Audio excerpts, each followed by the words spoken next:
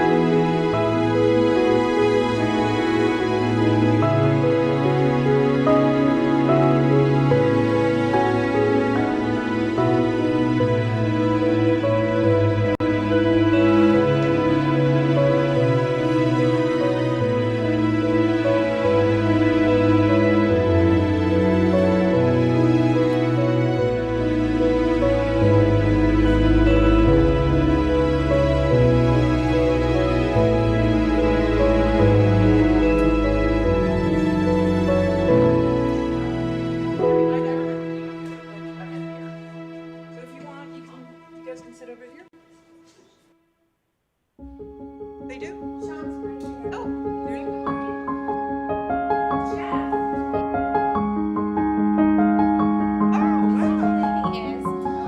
So we're gonna swap this. We're gonna do representative reports so that he'll be up here.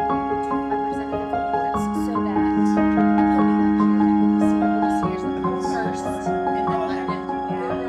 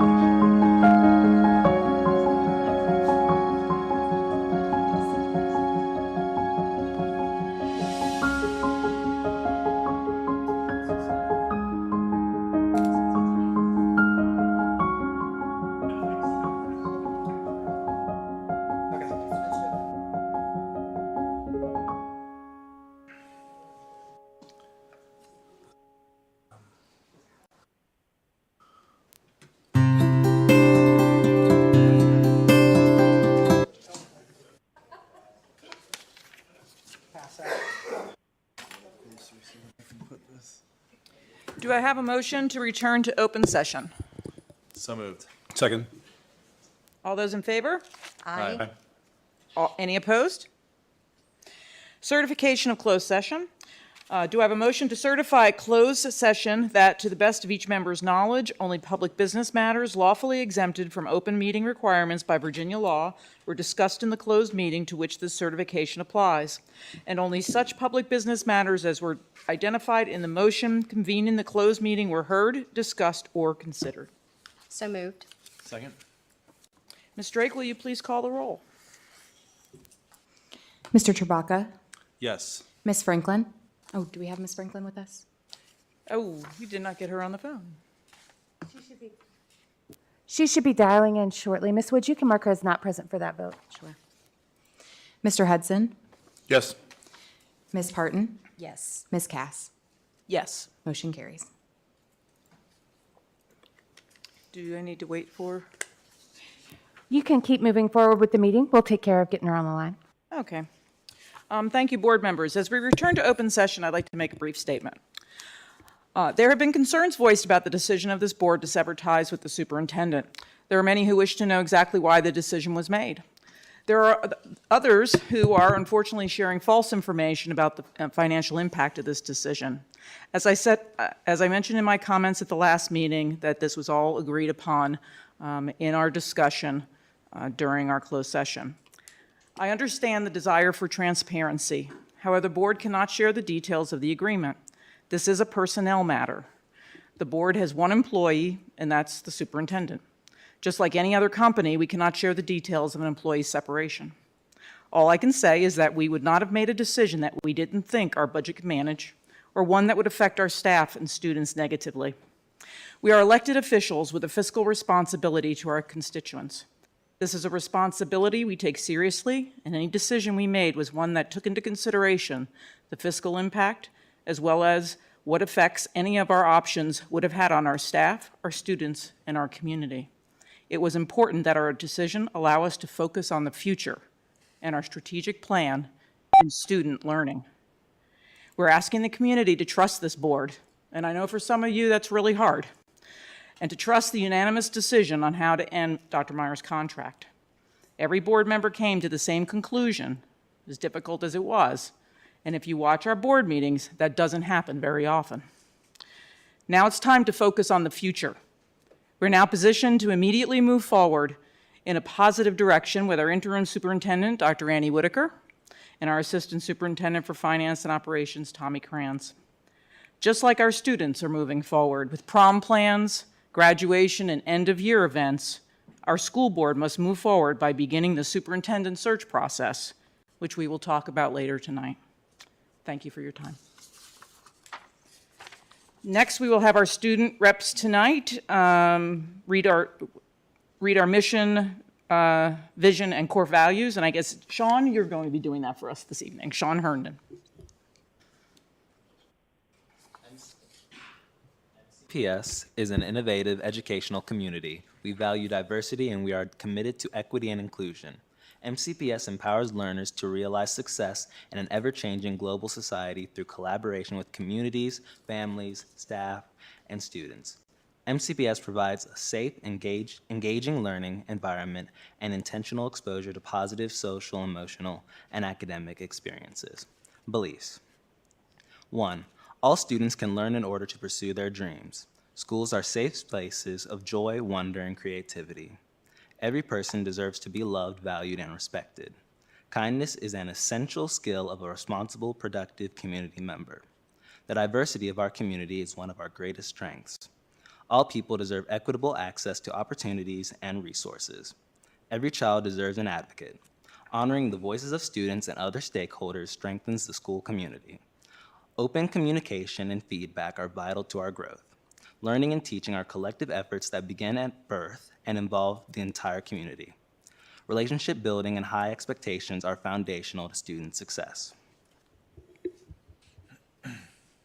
Thank you, Sean. We're going to switch it up just a bit here, and we're going to do our Seniors of the Month next. Mr. Pauly is not here. You're not Mr. Pauly. You're Mr. Husband. Hello. Good evening. Mr. Pauly was not able to be with us this evening, but Dr. Whitaker, members of the board, a very special highlight of our board meeting is the recognition of a Senior of the Month from each of our 4 high schools. Photos and leadership profiles are displayed on the screens in the boardroom and will also be on display in the lobby of the central office. Our presentation format provides a snapshot of each senior and a quote from their administrator or teacher who nominated them for this recognition. Now it is my pleasure to present Chris Stewart, principal of Auburn High School, Derek Hairston, assistant principal, Blacksburg High School, and Todd Lewis, principal of Eastern Montgomery High School. We do not have a student representative from Christiansburg this evening as there was a conflict with a soccer game. Thank you.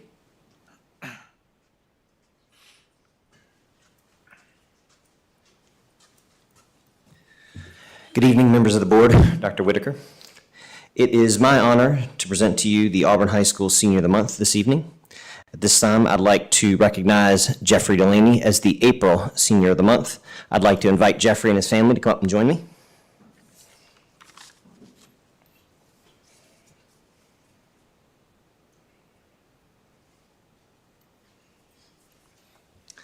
And if I could just take just a brief moment to read a statement that one of our staff members wrote about Jeffrey.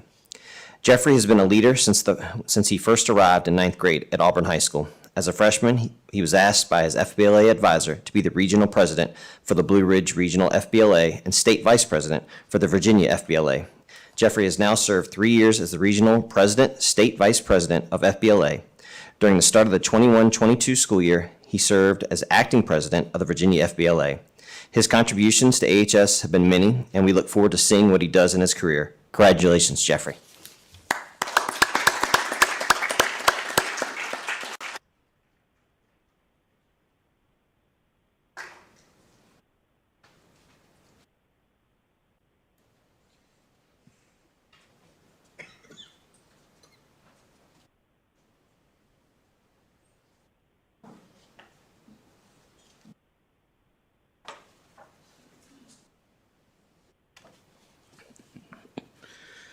Good evening, Dr. Whitaker and members of the board. This evening, it's a pleasure to at least introduce Blacksburg High School's Senior of the Month, and that is Cedar Krish. At this time, I would like to invite Cedar and her parents to come to the front, please.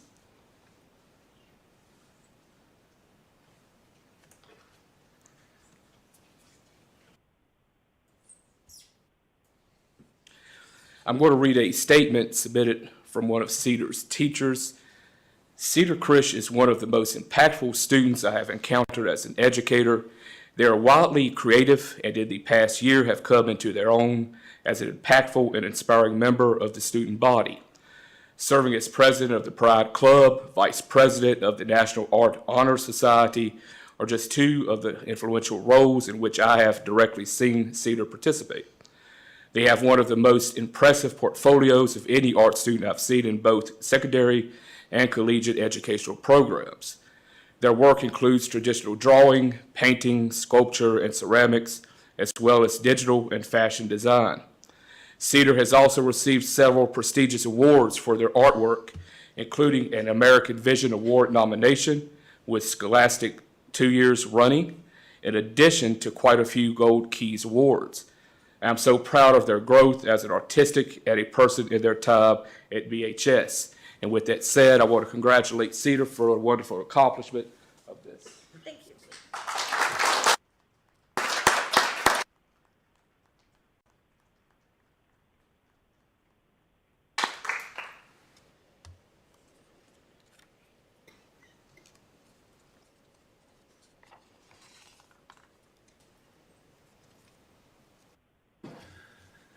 Good evening, members of the board. Dr. Whitaker. Thank you for the opportunity to recognize the Eastern Montgomery High School Senior of the Month, Tiffany Work. Tiffany is here with her family, and I'd like to ask them to come forward at this time.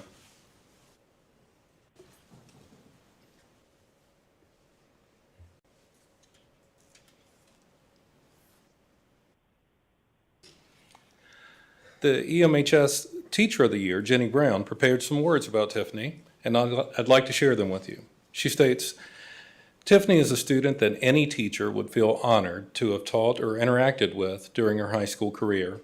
Tiffany has maintained excellent character during a time period in which some young people struggle to define their moral compass.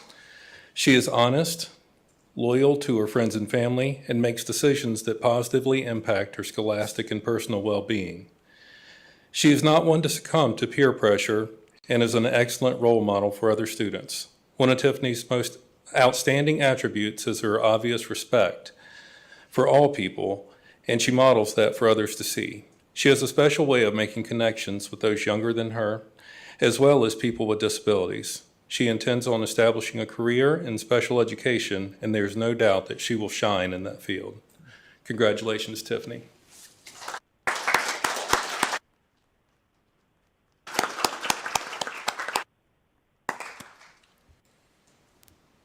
Congratulations to all our seniors of the month, and one of which happens to be up here with us right now, which is why we switched things up. So I am going to ask Jeffrey to go first. If you could please give us your report from Auburn High School. All righty. And congratulations, by the way. Thank you.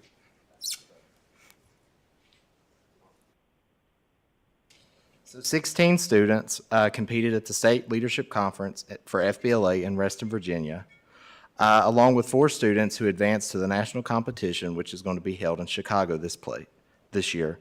Emma Lover and Micah Shelton, along with myself, will compete in hospitality and event management, and Corey Shepard will compete in the business calculations.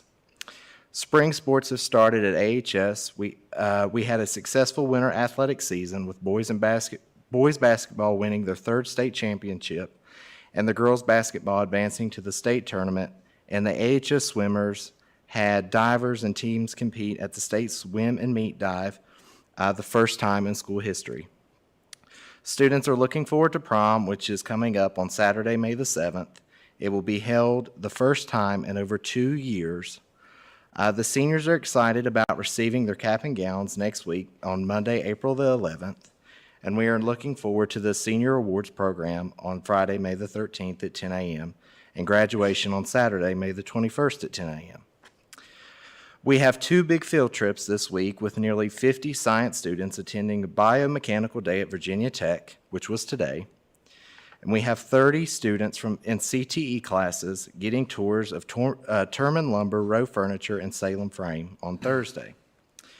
We have 2 students competing in Skills USA in cosmetology this weekend, and 2 Pharmacy Tech 2 students who will be taking the PTCB exam on May the 6th to earn their pharmacy tech license. AHS will celebrate Commit to Graduate the next week, and that's all I have. Thank you very much. And we will move on to Sean. Do you have a report to share from Christiansburg High School? Yes, I do. So, the ninth graders this week will begin their writing assessment, which is an alternative to the writing SOL. Tomorrow, Wednesday, April 6th, there will be a blood drive where yours truly will also be donating. Last weekend, we had a very successful night at the theater where the band and choir sung and played for friends, families, and members of the community. And in fact, our own administrators also came in and sang a song from the musical Grease. So far, our athletic season has been going very well this spring. And finally, all of our seniors last Friday were given a gift by the Adopt a Senior program, which is a community-sponsored program that gives gifts to seniors for when they graduate high school, which obviously is a very big and impactful achievement. So, and they are planning on having more gifts this April. That concludes it. Thank you very much, Sean. Sounds like you guys have been pretty busy. It's hard to believe 2 years since you've had a prom, huh? It's really exciting that we get to some semblance of normal, right? Tonight is the public hearing on the school board's proposed operating budget for 2022 to 2023. We have one speaker signed up for the public hearing, Glenn Chilcote.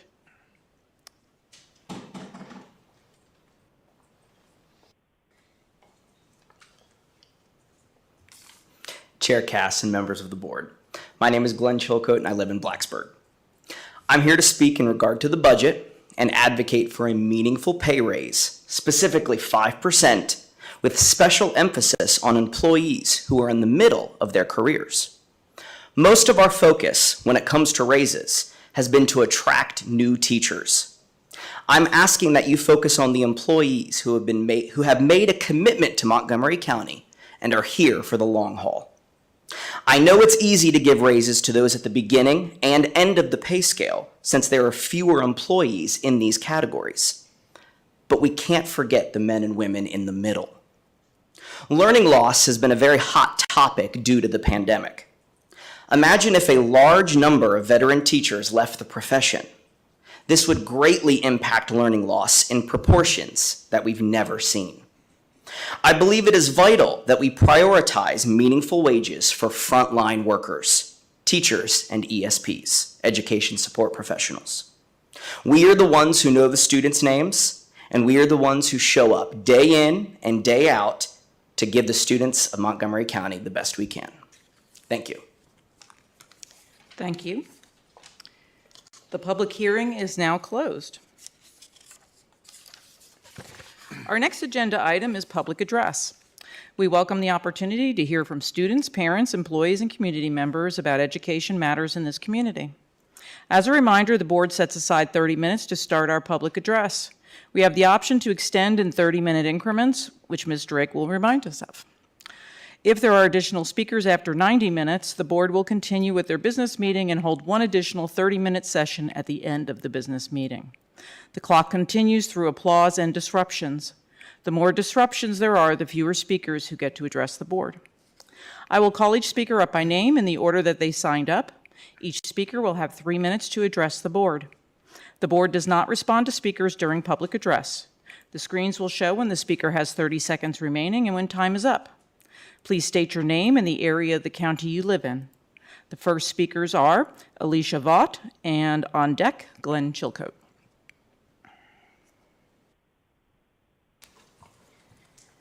Good evening, school board members and chairwoman. Well, I better not say woman. I'm not a biologist, so I don't feel qualified to call you woman. Chairperson Cass. My name's Alicia Vaught. I'm here to speak tonight to CRT, CSE, and SEL. I know that that's not on the agenda, but I just want to point out what it is. CRT, for the people that are not aware, it's not getting taught in schools, but it is getting taught through a lens of race. Racism everywhere. Racism with everything that we see teach our kids, and that's a problem. SEL, social emotional learning. SEL is not a good thing either because it is cult grooming. CSE, which is comprehensive sex education, that's hidden inside SEL. So you've got CRT, CSE, and SEL, the triangle of death in education. That's what it is. So I want to talk for a minute about this lens of equity that is so prevalent in the Montgomery County schools right now. Everything's being taught for the purposes of equity. Equity is just socialism dressed up to look like something else. That's what it is. You cannot take the worst of the students and bring them up to the best. It's not possible. But you can, in fact, take the best of the students and bring them down to the worst. And that is what happens when equity is interfering with our child's education. So I'd like to come here tonight just to encourage each of you to stop putting the equity in our education system. We need to get back to reading and writing and arithmetic, the original things that made education so great, right? Right now, all we're doing is this woke stuff, and it's not serving anyone. It's not serving our children. It's not serving the community. It's not serving our schools. It's confusing our children, and they need to learn. They need to be educated and not indoctrinated. So I hope that we can remember to do that. The last thing I want to say is about the collective bargaining. I know Mr. Chilcote was just up here talking about how the teachers needed raises, and I totally agree with him. But the concerning part is at the last Board of Supervisors meeting, we found out that there was $1.7 million that was supposed to go to teachers' raises, but didn't. So let's find that money and find out where it's at, and maybe we can give that money to the teachers. Also, I want to say we are here tonight in total support of our teachers. We love our teachers. So instead, teachers of going to a union, which you don't have to do, you are instead invited to a round table to listen to, for us to listen to you and hear your concerns. And you can call 251-1477 for more information. Thank you for your time. Have a good night. Thank you, Ms. Vaught. Mr. Chilcote, you are up next. And after Mr. Chilcote is Aaron Bull. Chair Cass and members of the board. I would like to take this opportunity to publicly thank each of you for your hard work and service to the students, parents, and employees of Montgomery County Public Schools. Marty, you are a strong advocate for students and teachers. It is evident you deeply care about MCPS. I remember when my son was starting kindergarten and you helped me and my wife understand the process and the steps we needed to take to allow my son to come to the school where I work. Thank you for your kindness and willingness to always serve. Penny, you are a steadfast voice of reason and a true advocate for what is right and just. Your attention to details and your admirable work ethic are the two reasons why we are so lucky to have you on the board. Thank you for always lending an ear and going above and beyond the call of duty. Sue, you are the definition of passion and a true example of resilience. You're not afraid to speak your mind, and that is exactly what we need when it comes to making positive change. Thank you for always standing up for students and teachers. Mark, the guy I voted for. You're a pragmatic thinker who always cares to hear every side and strive for compromise. I always appreciate when you try to get your fellow board members to really dive deeply into the issues. You highlight one of the finest parts of our democracy. Linwood, I've gotten to know you through marching band and even more in your role as a member of the board, and I've got to say you're a stand-up guy. You're thoughtful, you ask important questions, and you always do your research. Thank you for taking this job seriously. We appreciate you. Jamie, you were the first person on the MCPS school board to call me and say thank you. You have no idea how much that means to me. Having you reach out and acknowledge the work that I do advocating for students, teachers, and ESPs was incredibly kind. You represent one of the best parts of MCPS, the care that we share for one another. And Dana, I'm so glad I've had the opportunity to get to know you and learn that we have so much in common. Ever since you began on the board, you have always discussed attending band concerts and other important events in the schools that you represent. As a music teacher, I can't tell you how much that means to hear you publicly support the arts and always take the time to discuss the important work students and teachers are doing. It is evident through your collaboration with me and the Montgomery County Education Association that we're a strong team. I look forward to working with you to create the best possible learning and working conditions for everyone involved in our schools. Thank you. Thank you, Mr. Chilcote. Next, we have up Aaron Bull, and after, Aaron is Richard Abbott. I'm going to slide this down because I'm short. Good evening, Chair Cass and members of the board. My name is Aaron Bull. I live in Blacksburg and have taught at Christiansburg Elementary for 17 years. During that time, I've represented my colleagues as a member of the Social Studies Curriculum Committee, Language Arts Curriculum Committee, Benchmark Implementation Team, and as a member of the Montgomery County Education Association. Just as my experience teaching 5th grade helps me to make curriculum decisions, my experience in the classroom also helps me understand the best possible working and learning conditions for my students and my colleagues. That's why tonight I'm here to speak in favor of collective bargaining for teachers, education support professionals, and administrators. There have been several misconceptions about collective bargaining, that the MCEA is an outside group who wants to raise taxes on county residents. That's false. I am the MCEA. My colleagues at CES and around this county are the MCEA. I was born in Montgomery County, graduated from Virginia Tech, and I live here. I'm looking to buy a house here, actually. So, as you know, the MCEA and the school board itself does not have the right to raise taxes. That's left to the Board of Supervisors. With collective bargaining, just like tonight, I, as an educator, resident, and member of the MCEA, can contact the Board of Supervisors and ask for additional funding to invest in public education, because that funding is needed to recruit and retain the best educators for our students. But that's all. Right now, we are so fortunate to have a board of people who are invested in our students and our schools. We've had superintendents who value those things, and I know that you as a board are looking for that again.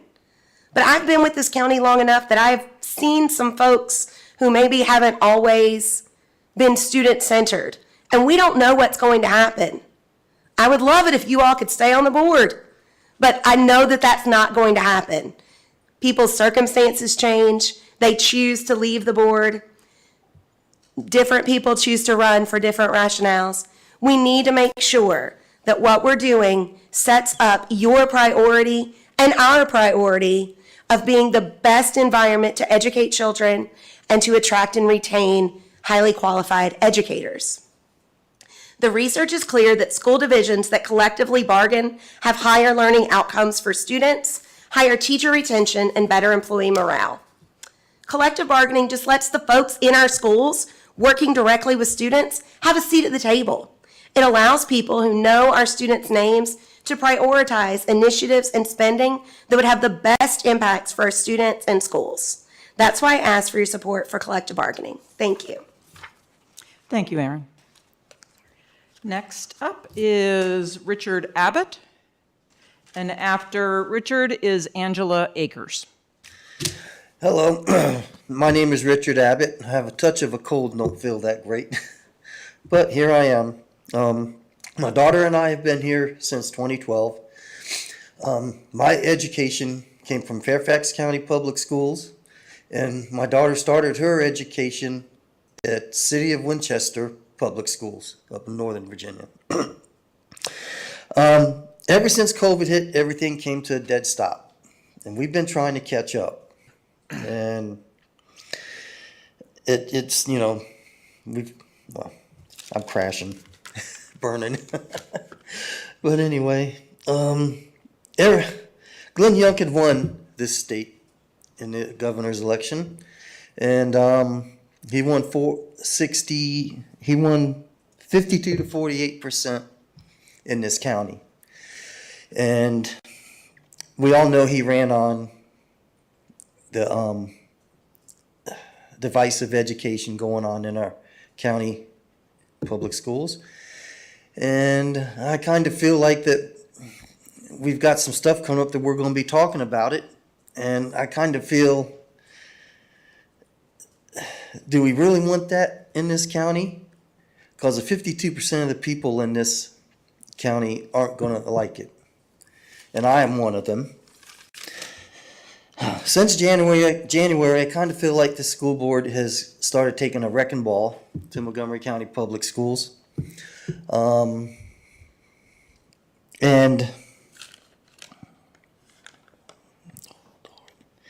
yes, there have been some other problems going on, and with school board personnel, and I understand that.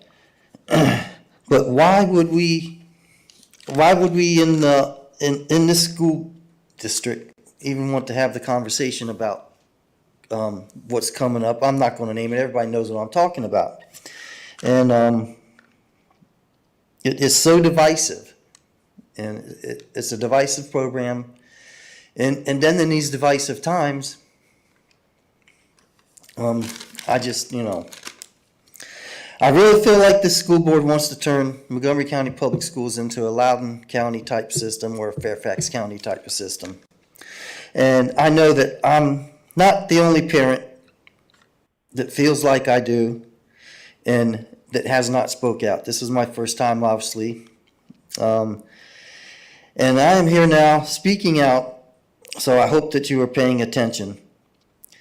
Now I'm asking all the other parents around here that feel the same as I do to email your school board representatives, sign up for these meetings and speak, and let's fill up this room. Thank you.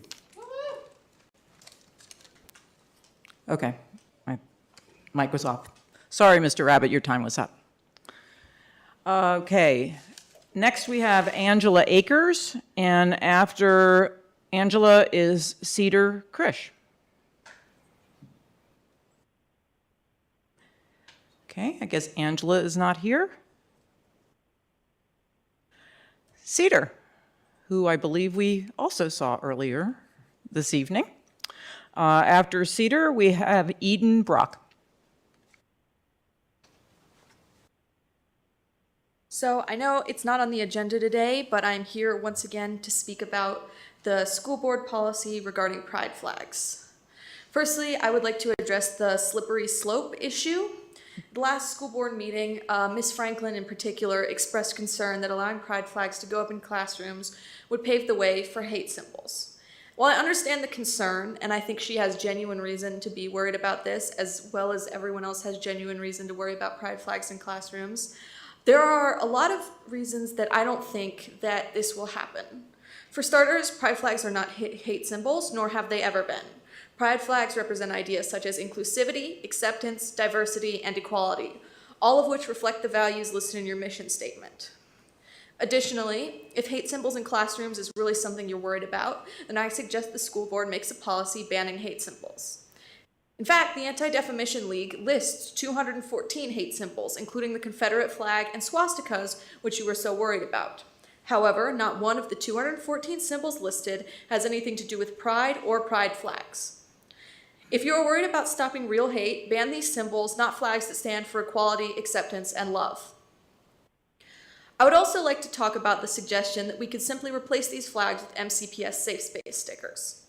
While I think it's important that students have access to resources like these, a generalized safe space will do very little to actually help students. Different students need different needs, both in regards to learning and in regards to support. That is why it's so important that we have equity, not equality. Lastly, the MCPS policy places a great amount of emphasis on a diverse and equitable environment. Is having pride flags in school not an encouragement of diversity? At BHS at least, we have a section of hallway where the flags of many world countries are hung. This, I presume, is a way to promote cultural diversity in our school.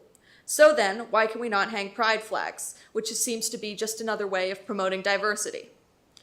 All in all, I have yet to hear an argument for why we shouldn't have pride flags in schools that can't be fixed in simple steps. And I once again ask you to please consider the students when you decide to vote on this issue. Thank you. Thank you, Cedar. Next, we have Eden Brock, and after Eden, we have Brittany Brock.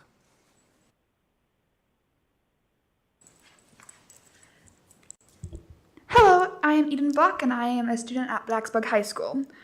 I will also be discussing the policy regarding pride flags in schools and why it is important to focus on equity rather than equality when it comes to support and how important it is in all high schools, elementary schools, and middle schools. So the Merriam-Webster definition of equity is this: justice according to natural law or right, specifically freedom from bias or favoritism. Different minorities or different struggles need different forms of support. You can't just slap an MCPS safe space sticker on a door and say it's equitable. Individuals won't know that certain people would accept them and their differences. So many queer kids have experienced hate or a lack of acceptance from authoritative positions such as teachers who are meant to support and protect them. There needs to be a better way to reassure students that they are safe to open up to teachers. LGBTQ+ students' lack of safety isn't comparable to homophobic and transphobic people's discomfort. Queer students will never feel safe in schools unless society itself changes, which isn't really possible because it's such a huge issue or debate. We can't put acceptance on hold just to wait for hateful people to be okay with our existence. You can't have an environment where we don't need to visibly show support in forms of pride flags if we don't all believe and want it, and that's not feasible. I am queer. I never woke up and just decided this. Things that are out of a person's control and can't be changed, like sexuality or gender identity, aren't a personal opinion. My existence isn't up for debate. The LGBTQ+ community wouldn't put ourselves through hate, violence, or fear just for fun or just because we wanted to. My existence isn't a belief. Others do not get to dictate who I am inherently. You can't change the essence of my being. We don't have a choice, but it is a choice to be bigoted or discriminatory. And the point of school is to educate, both academically and socially. That's why the past 2 years have been so difficult, is because we don't have that social aspect. And I don't understand how pride flags and how learning about the LGBTQ+ community doesn't fall under that logic. And putting up pride flags is not a slippery slope. The only slope is the evident bigotry in some of these defenses. The right to exist isn't a political issue that holds any ground. If we let something like this go where we can't put up pride flags and show support, so many other hateful opinions could be supported by that logic. If it's such a controversial opinion on topic to outwardly support minorities who can't change, then we should work on bringing more awareness and acceptance, which can be done with pride flags. Thank you. Thank you, Eden. Next, we have Brittany Brock. Is Brittany here? Then I'm going to move on to the next person, Crow Sindelar.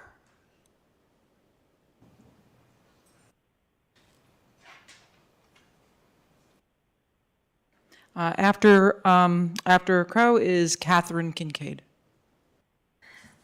Hello, my name is Crow. I'm a student at BHS, Blacksburg High School, and I'm also here to talk about the decision regarding pride flags.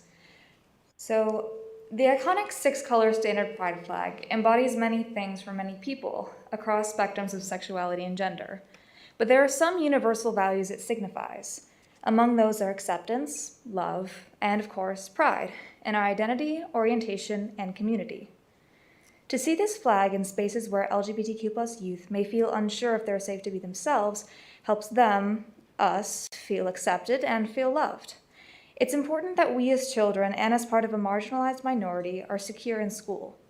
When a teacher has a pride flag in their room, students know they're safe in that class and can come to that teacher when the need arises. Symbols of LGBTQ+ pride are only ever positive and are not in any way harmful or exclusionary.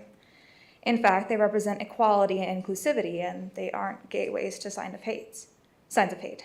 In addition, heterosexual and cisgender students are not hurt or made unsafe by the existence of pride flags in school.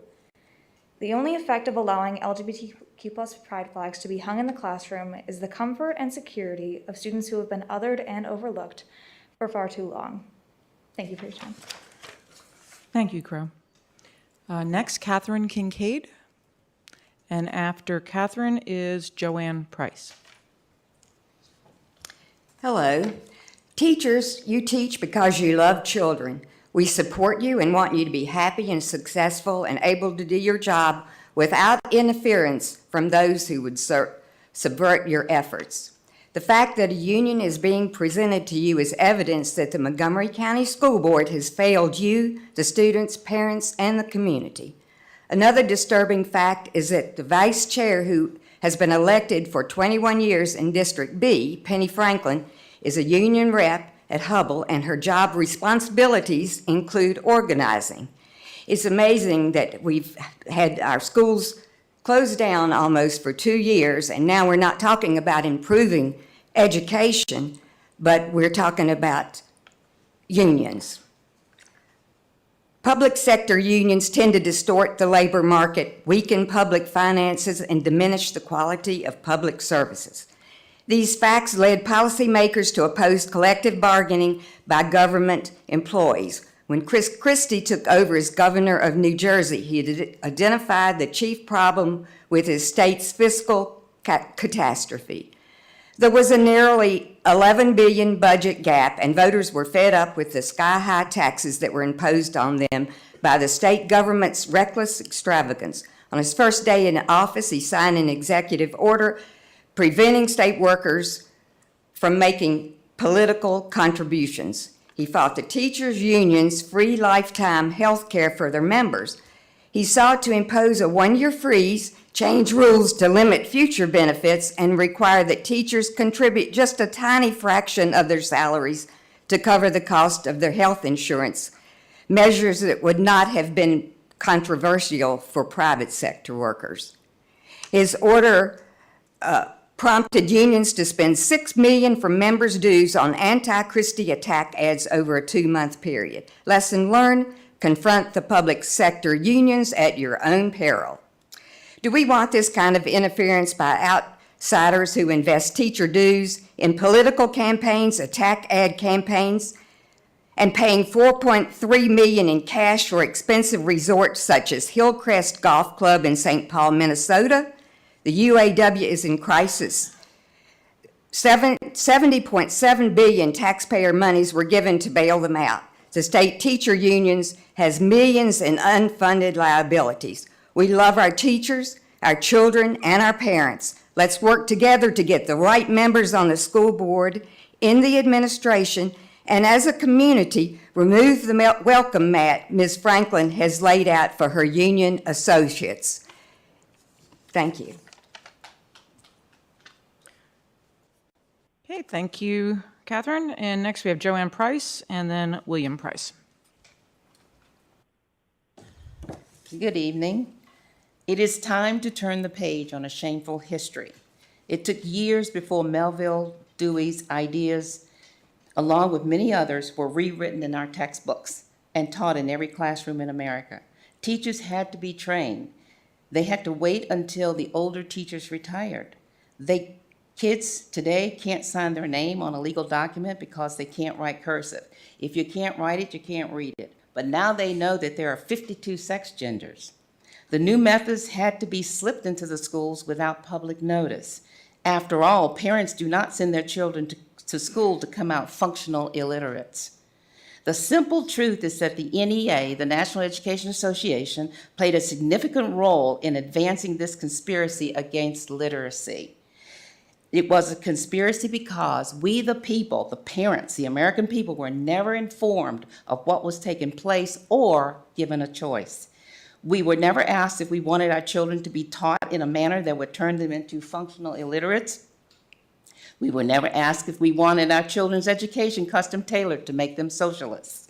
All of this was forced from above by educators, psychologists, philosophers, with a mission to fundamentally transform America into a socialist nation. It would have been hard to convince the parents of America with what the value of our literacy would be. You have to have a PhD to be impressed with that kind of lunacy. Now, that was history from 1925 to the present. Now it's out in the open.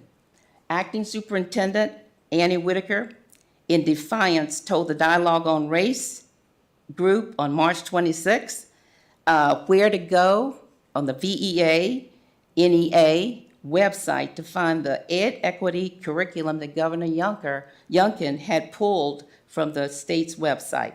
This acting superintendent just slapped the majority of us in the face. This is troubling, school board. This is very troubling. So where is the $1.7 million that was supposed to go to the teachers? What happened to their money, school board? This is intolerable. How much is Dr. Mears' payout?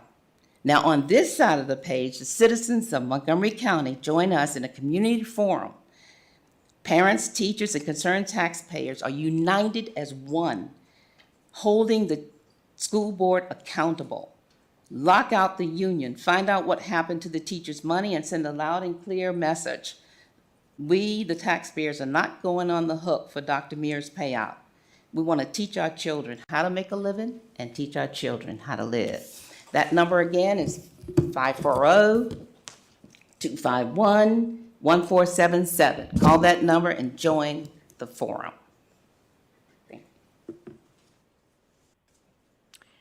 Thank you, Joanne. Next is William Price.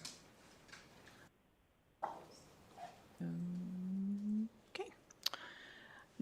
After William Price is Bob Beard, and after Mr. Beard is Bob Barbati.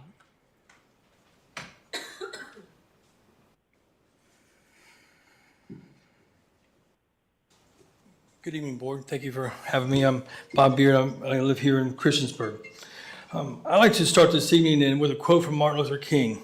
His anniversary for his assassination was just this past Sunday, and I saw this recent post, and it meant a lot to me. He says, if we are not careful, our colleges will produce a group of closed-minded, unscientific, illogical propagandists consumed with immoral acts. Be careful, brethren. Be careful, teachers. Again, this is from Martin Luther King, and this quote is all about the purpose of education. And this quote is in the Morehouse College newspaper, the Marion Tiger, from 1947. And I've been coming to these meetings. I look around, and there's such division. And it looks like, according to Martin Luther King, we should be careful. It doesn't look like we were very careful. It's a thought-provoking quote. And Dr. King was a uniter and not a divider. And he stood for equality, not equity. So let's talk about the Montgomery school system and how this all fits. As a parent, as a citizen of this community, it appears the school system is in great disarray. There's great division. Our children are being groomed all in the name of equity. My question is, why has the school board, school administrators failed to listen to the teachers? Why is the school board advocating for another layer of bureaucracy? Why do teachers want a third party talking for them? There's just so many questions. Where does the union sit? I'm assuming the union sits at the head of the table because the school board will have to abide by their demands. Just doesn't seem like that's a good thing for the community. And next is, why does the school board need? Why do we need a school board if the union is calling all the shots? When did the schools become responsible for social engineering for our kids? As a parent, we thought schools were supposed to teach math, science, history, reading, writing, research, achievement, exceptionalism, and most important, to be able to think for themselves and not to be indoctrinated into any ideology. Okay. On March 1st, Dr. Meyer and the board discussed the need to have legal battle with the state to protect the school board's goal of equity, and that the school board equity position is more important than learning and teaching. The school board does not agree with the governor or the parents of this community. My question is why? In just 2 years, math and science SO scores have dropped over 25%, and in all this time, the school board feels that equity is more important than math, science, and reading critical thinking. It appears that your goal is to teach what to think and not how to think. This is so disappointing for everyone. Now, once has the school board discussed how to bring the children back to excellence. It's all about equity. The school board's job is to hold the school administrators and teachers accountable, but you haven't. You have failed them, and you failed this community. And for months now, the teachers have been keep on wanting a seat at the table. I'm sorry, I skipped around. And the question is, why do teachers want a third party? What's my time's up? Thank you. Thank you. You saved me having to say that. Ms. Cass, our first 30 minutes is up. Okay. So Under your Do new do I have a policy. motion to extend public address? I'll make a motion to extend. Second. All in favor? Aye. Okay, we extend. Next, we have Bob Barbati, and after Bob, we have Andy Morikawa. Bob Barbetti, Reiner. I return to oppose the resolution supporting collective bargaining, but not because of added cost or more bureaucracy or just politics. The better reason is leadership requires more of you than to make a decision without considering needs, alternative, and consequences. Let's reflect for a moment on where we all are now. We've come through a 2-year nightmare, the pandemic, where uncertainty, misinformation, and fear were propagated as if we were engaged in a war, one from which many have not recovered. We've modified our physical approach to public education on the fly and then reversed it. We've seen significant reduction in education as measured by SOL testing. We've isolated and divided into strict camps. We've lost unity, compassion, and communication. We have threats of massive inflation and war. We doubt previously trusted leadership and institutions. We accept fear as the norm, thus displacing faith. Finally, you have been distracted from the real need, education. Evidence is in your own minutes. I understand fighting fires, but the urgent must not overwhelm the important. Our teachers have been hanging on by their nails to education, while we pummel them with bureaucratic mandates, more to do, more changes, more. Have you been listening to them? How? They barely have time to talk.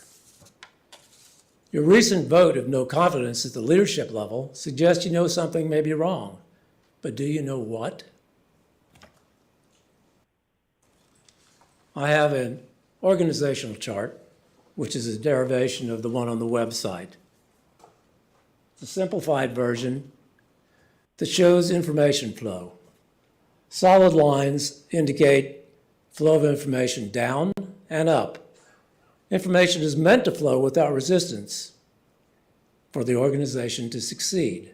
When it is restricted, like water, it will find an alternate route, in this case, a union. The fact that this alternate route has been proposed by teachers confirms the problem to me. However, the solution to this problem is not more restriction via a union. Instead, I ask you to personally go to the front lines to open communication. Then you can begin to know the real needs and work together to solve them. The result can be effective education, but it will take time and energy by the board members. Show us the leadership. Thank you. Thank you, Bob. Next, we have Andy Morikawa, and after Andy, we have Claire Levison. Good evening, Superintendent Whitaker and Chair Cass. My name is Andy Morikawa. I live in Blacksburg and am the father of an MCPS teacher and 2 BHS graduates. I'm the grandfather of a current BHS student and great-grandfather of a future CPS student who was just born. I'm a member of the community group, the sponsor of the Dialogue on Race, and a member of the Dialogue on Race Steering Committee. I wish to acknowledge other members of the community group and Dialogue on Race who are here this evening, and would members please raise your hands. I'm speaking as a concerned community member. I'm alarmed at the Governor's Executive Order 1 that states he's taking steps to, quote, end the use of inherently divisive concepts, end quote, in public education. I'm speaking, I oppose the explicit actions recommended in the 30-day interim report by the Superintendent of Public Instruction as directed by Executive Order 1 that resulted in the removal of equity resources from the Virginia Department of Education as a divisive concept. This signals a threat to all school divisions' equity work. I endorse the focus on equity detailed in the MCPS strategic plan, which was developed by a planning team of 151 teachers, staff, students, parents, and community members, and approved unanimously by you, the school board, on December 1st, 2020. The plan clearly states MCPS's equity principles. They are, first, impartiality. Ensure equal treatment of all, regardless of race, ethnicity, socioeconomic status, culture, gender, gender identity, and other protected group status. Second, opportunity. Eliminate barriers and obstacles by providing needed resources through planned, systemic strategies that focus on the core of teaching and learning. Third, access. Ensure that all individuals have the same rigorous educational standards, quality programs, and tiered supports. And finally, fourth, sense of belonging. Promote social and emotional well-being and ensure individuals have the ability to self-advocate and influence decisions affecting them. There's nothing divisive or racist about these principles. Equity, clearly, is simply about being fair and impartial and about treating each student according to his or her needs. Educated equitably, our students will develop into productive, responsible citizens who will continue the building of ours as a community that works for us all. This is at the heart of principled American public education. Keep up the good work. Your leadership for an equitable, fair, and quality education are hallmarks of our great community. Thank you. Thank you, Andy. Claire Levison is up next, and Karen Sanders is after Claire. Claire Levison, Blacksburg.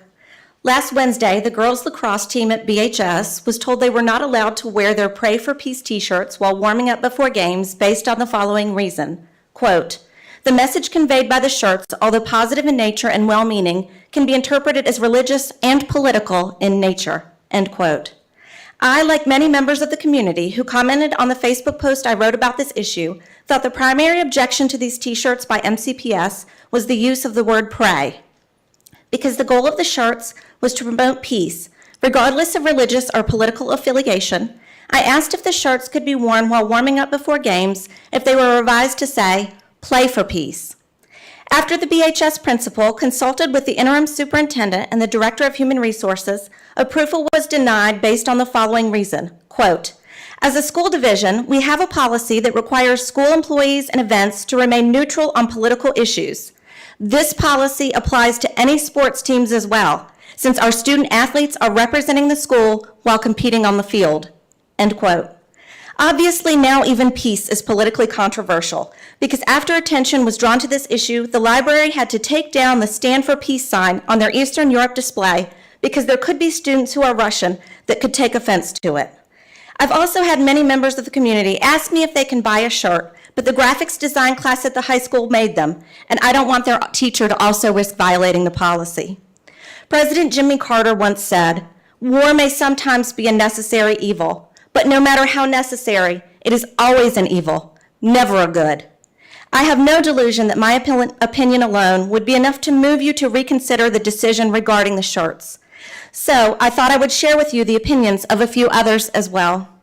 We must concentrate not merely on the negative expulsion of war, but the positive affirmation of peace. Martin Luther King Jr. If we are to reach real peace in the world, we shall have to begin with the children. Mahatma Gandhi. And finally, establishing lasting peace is the work of education. All politics can do is keep us out of war. Maria Montessori. World peace is currently under attack in a very real way. In these times of an ever-growing political divide, it seems that peace might be the one thing we can still agree on. Yet the administration of MCPS wishes to remain neutral on praying, playing, or even standing for peace. Peace is always preferential to war. Peace as preferential to war is universal truth. And when there is no one who will stand up for even universally accepted truths, we inch ever closer to 2 + 2 = 5. So I came here tonight to publicly ask MCPS, can the girls lacrosse team wear their Pray for Peace t-shirts while warming up before games? And if they cannot wear Pray for Peace t-shirts, can they at least wear Play for Peace t-shirts? Thank you. Thank you, Claire. Next, Karen Sanders. And after Karen is Caroline Christnews. I hope I didn't mess that up too much. Good evening, Dr. Whitaker, Interim Superintendent, Chair Sue Cass, and members of the board. My name is Karen Ely Sanders. I'm a Virginia native, and I've been a member of the Blacksburg community for 21 years. My husband and I have 2 children, now adults, who graduated from Blacksburg High. I'm an educator, a parent, and my professional calling is to advocate for a free public education for all who want it and to help facilitate college access and success for all students. I join you tonight not to make any demands and not to complain about anything. I just want to express my sincere gratitude to you, the members of the board, for your unanimous backing of the principles and actions in the MCPS strategic plan that promotes civility, equity, and efforts to give students the tools and supports they need to learn, to flourish academically, emotionally, and socially. Thank you for incorporating equity, professionalism, and support of our vulnerable students into the plan and not making these issues an addendum. I appreciate that the plan inherently rejects treating students differently because of their ability, gender, faith, languages spoken at home, race, socioeconomic status, zip code, and other characteristics that make us who we are. Thank you for acknowledging our sameness while also recognizing and respecting our differences. I want to share 2 examples of why it's important that our strategic plan include equity and civility.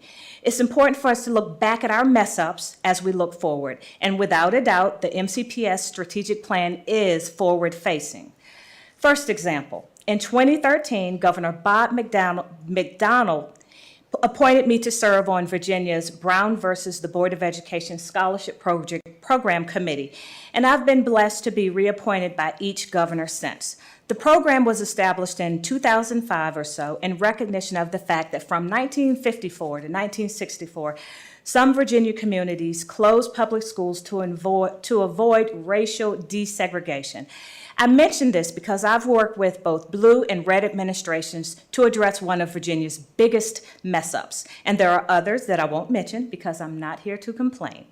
We can work together and to ensure that all Virginians have equitable access to all opportunities, all resources that they deserve. Second example, when my daughter was in the 3rd grade, an MCPS teacher asked her if she wanted to play the role of a slave in the school's holiday play.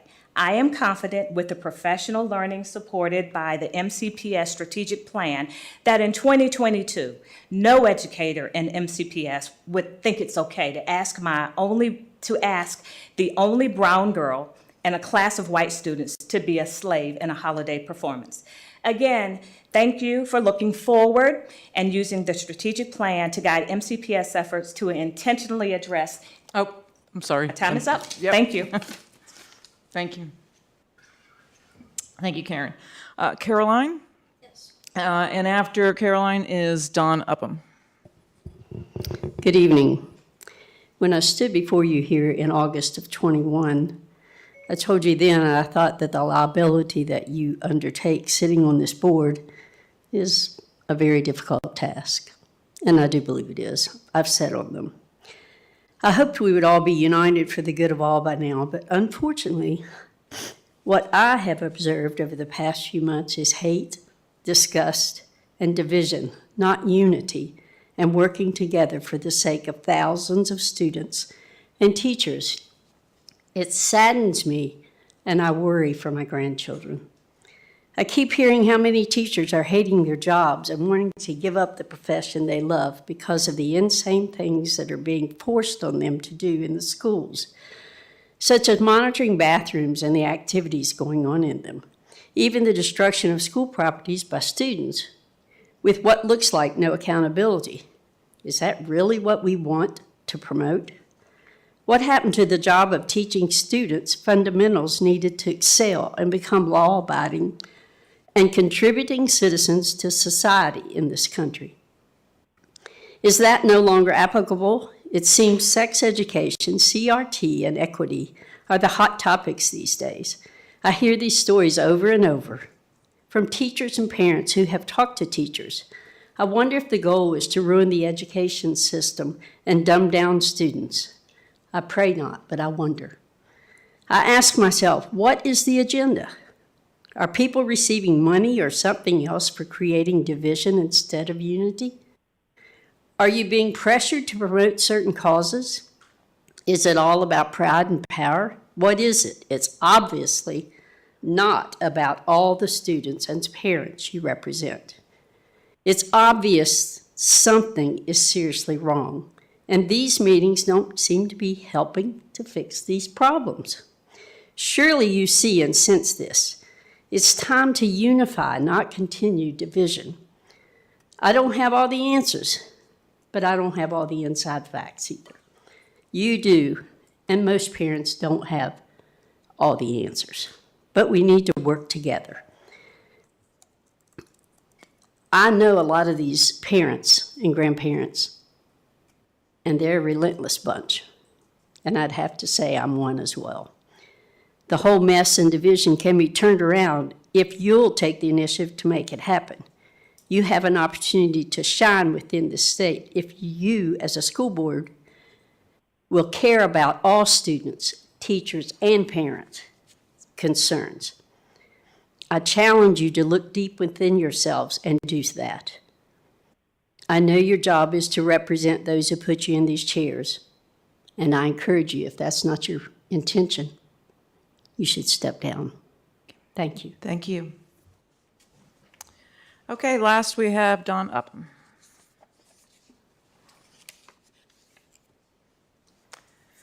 Don Upham from Reiner. Good evening, School Board, Dr. Whitaker. As a follow-up to the last board meeting regarding curriculum process, it was mentioned and discussed a new curriculum is in digital format. That raises concerns for me as a substitute teacher, as I have often encountered being unable to view or monitor the process of an online subject because not having access to passwords or even specific classes in Google Classroom. I have also had difficulty reading the small print on the students' Chromebooks, making it difficult to assist students completing assignments. Now, changing the subject, I have a couple of quotes from one of the first textbooks used in this country, from the book of Exodus, chapter 20, verse 12. Honor your father and your mother, that your days may be prolonged in the land which the Lord your God gives you. And Ephesians 6, children, obey your parents in the Lord, for this is right. Honor your father and mother, which is the first commandment with a promise, so that it may be well with you and that you may live long on the earth. And then Matthew 18:6, but whoever causes one of these little ones who believes in me to stumble, it would be better for him to have a heavy millstone hung around his neck and to be drowned in the depth of the sea. I now want to share a couple of quotes from a book entitled Live Not by Lies. That title is a quote from Alexander Solzhenitsyn, and the book is about the signs of the rise of Marxist totalitarianism here in the U.S. as observed by immigrant survivors of Soviet totalitarianism. The passage I'm reading is about the U.S. process of becoming a therapeutic culture. In the therapeutic culture, the great sin is to stand in the way of the freedom of others to find happiness as they wish. This goes hand in hand with the sexual revolution, which along with the ethnic and gender identity politics replaced the failed economic class struggle as a utopian focus in the post-1960s radical left. After all, if true freedom is defined as freedom of choice, as opposed to the classical concept of choosing virtue, for example, biblical standards or values, then the door is wide open to reforming religion along therapeutic lines centered around subjective experience. This is why so many conservative Christians did not see and still cannot explain the ongoing victories of transgenderism in the culture war and the transgender phenomenon, which requires affirming psychology over biological reality and is a logical culmination of a process that started centuries ago. Thank you, Doctor. Thank you, Mr. Upham. I don't know what I'm thinking. Okay, that's the end of public address. And we are now going to move on to consent items. We have field trips and minutes as consent items. If there is nothing to be pulled from the consent agenda, then we will consider the consent items approved. Is there any discussion regarding the consent agenda? Okay. Do I need to do a vote here? No. Okay. Do I have a motion to approve the payment of bills as presented? All those in favor? So moved. Aye. Okay. Payment of bills is approved. Next, we're going to move on to the business meeting portion of our evening. First up, we have the Special Education Annual Plan. It is being presented for information only and will be brought back at our next meeting for approval. And I'm assuming Dr. Walker will be presenting this for us? Yes, Dr. Walker is here to present the annual plan to you. Dr. Walker, as you walk up, I know we haven't been in this room since January. There's a clicker right there on the main podium. You'll use that to move your slides backwards and forwards. Here we go. Thank you so much. Good evening, Madam Chair, Vice Chair, Dr. Whitaker, board members. I'm here this evening to present the Special Education Annual Plan. There are several slides on the annual plan. You do have it in an electronic workbook format, as well as a presentation to accompany the plan. The overview of the plan, mainly this first slide discusses regulations in reference to the annual plan, and it states that it's based off of the Individuals with Disabilities Education Act, 2004, also effective January 2010. And it also just outlines that it is in an annual plan that consists of two funding streams, which consists of 611, which is K through 12 only, and 619, which is preschool only.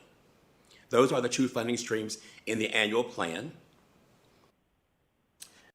The 22-23 annual plan, Part B, flow-through application, again, is a formal agreement, and it's also an estimate of the funds that are needed for the upcoming school year, based off of the number of students with disabilities, IEPs, that are within the school division, determines the actual funding dollar amount for the plan. Each school division has to present a plan, to the Department of Education on an annual basis. And so DOE is just mainly just letting us know that these are the provisions that they have in reference to the requirement of every school division. The plan, again, consists of certifications and assurances that a school division will abide by the rules and regulations of the federal government, also the Department of Education, and make sure that we will spend the funds as what they're used for. Prior to submission, each school division has to submit the Special Education Annual Plan to the Special Education Advisory Committee. I did present the plan to the Special Education Advisory Committee on March 4th, and I'm here presenting to you today. The date of March 15th was an estimate to present the plan, but it got moved to this afternoon, or this evening. Again, the disbursement of state funds, again, are appropriated for the education of students with disabilities, and again, upon the DOE's approval of the plan. The plan consists of certification, and here are the components that we'll be covering this evening. I won't read these to you. You do have this in electronic format, but it touches bases on the certification of the superintendent, LEA assurances, discusses the jail, discusses a narrative of the annual plan and what we did this last school year, the maintenance of effort, CDIS, Coordinated Early Intervention Services, and proportionate set-aside, and also application for both the funding streams as I to explain this after this evening, which is 611 and 619. Again, superintendent certifications, just saying the superintendent certifies the plan that's submitted to the DOE on an annual basis. Again, the assurances certification again states that the application describes and addresses any equity concerns, full participation of students and teachers and program beneficiaries of special needs of the plan, And again, that we cover any federal assisted projects or activities. And that we have no barriers in relation to any race, national origin, color, or disability, or age. And currently, our school division has no barriers related to any of that. Also, we have to submit if we have a local jail that we provide services for. We do have a jail in our school, that's in our county, that we have students who are of age. They reach the age of, if they reach age majority, which is 22, they can receive services up till 22 years of age. If we have a student that is in the jail, then we have an MOU with the jail, and the MOU states that the administrator of the jail will notify the school division. We provide the teacher and materials and supplies, and also we do an IEP for that individual that's in the jail. That student can either reject the IEP or or abide by the IEP as it is written. So on an annual basis, we make sure that we check to see if we have any students there. We also make sure we provide the MOU to accompany the application when I submit this to the Department of Education in May. This narrative just explains how we spend funds, and we have to give an account of how we spend the actual funds for the previous school year. And this just states that for the 2021 annual plan, what we did, we provided funds in reference to professional development and social, emotional, and applied behavior analysis, behavioral strategies. Again, we covered mental health. We covered in-person and virtual academic settings. We provided support in reference to Tier 1 reading curriculum, as well as Tier 2 and 3 reading and math intervention programs. Also, PD was provided for parents to foster, again, positive ongoing parent involvement. We were virtual during that period of time, so parents needed some education, and we provided that as well. We had some targeted safeguards in reference to evaluation and educational placement.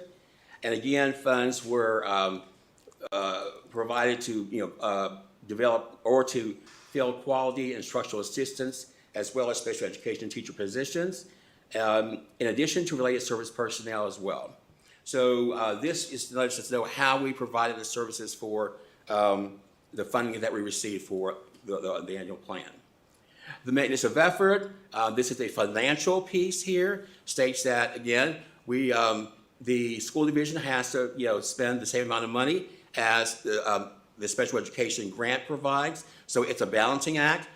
This mainly goes through under the auspice of Tommy Cranch's office. He lets us know if we're either in line or not.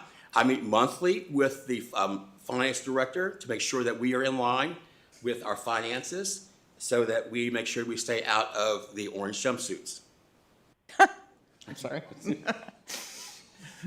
This, again, is the maintenance of effort. Again, with the numbers, stating the dollar amounts for local and local plus state. Again, the expenditures that we spent on each student, as well as supplies, as well as, and there are positions tied into this as well. Proportionate set aside. Again, every school division has to determine whether they have students who are parentally placed. We do have private schools in our school division, so if there are parents who place their students parentally placed in any private school, we provide services for those students who are eligible. And we, as a school division, can determine which services they provide. We provide speech services and consultation services for those students. If they are eligible, we offer an individual education plan, program, IEP, for our school division if the parent elects to bring their students to our school division. However, if parents elect to keep their students in the private setting of that school, we go to that school and provide speech services and consultation if they are eligible. And we have a certain amount we set aside for that, and that's usually 15% of the total annual grant. And you'll see that in the numbers chart when you get there. Here is the proportionate set-aside amount. Again, it's a formula-based process, and again, it's based on the number of students that are in the private schools within our county. We have about 28 students within the county at this point in time. So again, that fund of $74,986 is based on that. It's set aside, and this is used for any services, evaluations, the eligibility process, and also covers the speech services as well. This grant award here's a 3-year trend, matter of fact, that just gives an idea from 2021, 22, and the projected 23. Just gives you an idea of the number of students and the funding dollar amounts for the grants. I just gave you a 3-year view of that. And the 22-23 grant is always based off of the previous school year. Again, as I mentioned earlier, it's based off the number of students that have IEPs in the school division, and that number fluctuates as students become eligible. But it's a snapshot on December 1, on that day. The DOE wants us to give them the number of students on that particular day who have IEPs, and then that generates the funding number for that school division. Here again, we talk about salaries and benefits are in the annual plan. We have $2 million, which is supported by 64 positions. And as you can see, the number of positions that are included. Also purchase services of $109,000. Again, this includes the $74,000 of the PSA that I explained earlier and what that covers. Also, again, as I mentioned, speech services, evaluations for those students in those private schools. Materials and supplies of $61,000, and here is what we're going to cover in reference to the materials and supplies. We are going to continue with PD with our reading and math, literacy PD for special ed teachers, which will continue the science of reading.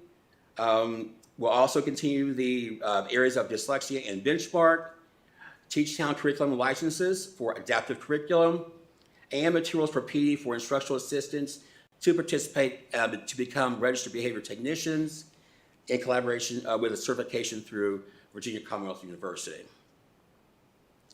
Here is the actual chart for 611, which is a larger, and again, which is K through 12. And so this consists of all the personnel services, the purchase services that I explained, and any other services that are outlined.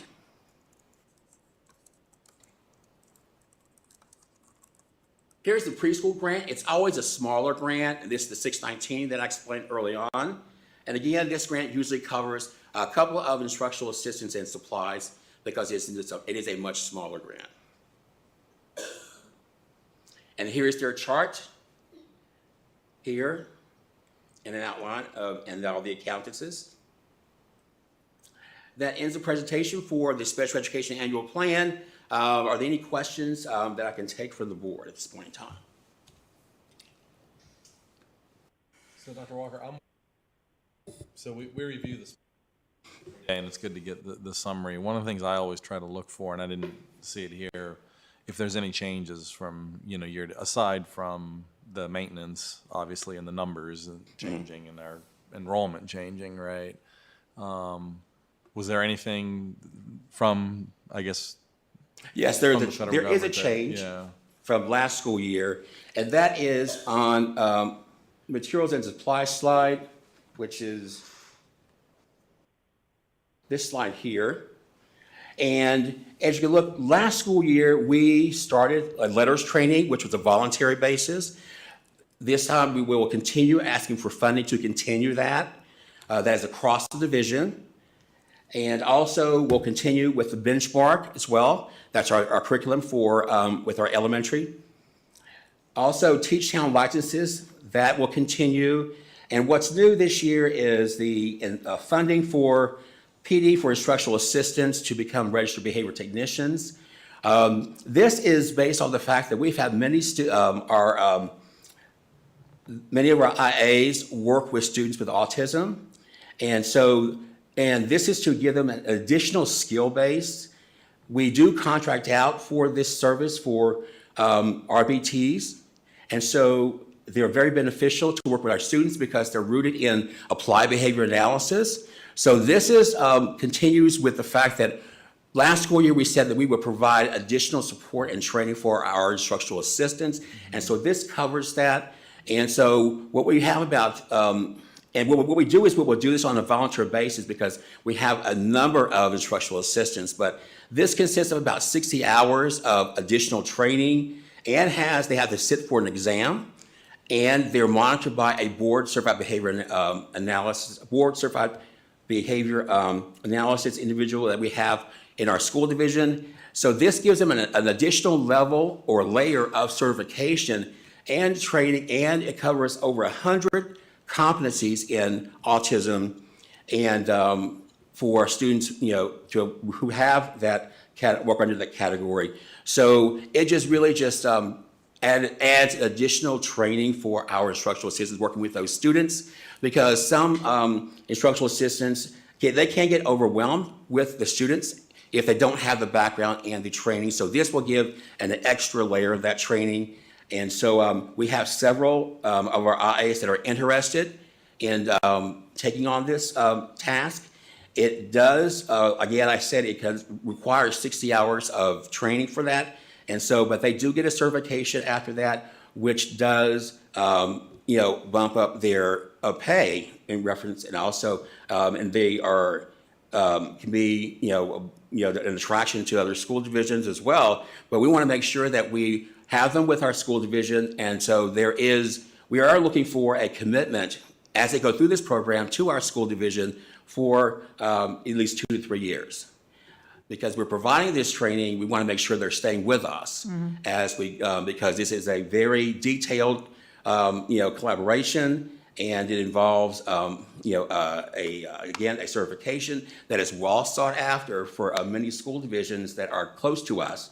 And so we want to make sure we keep them with us here. I have a question, Dr. Walker. I'm looking at slide 17, which is the 3-year trend slide. Yes. And a couple of things I noticed on this. One is from 2021, we went from 1094 to 1117 child count. So that was an increase of 23.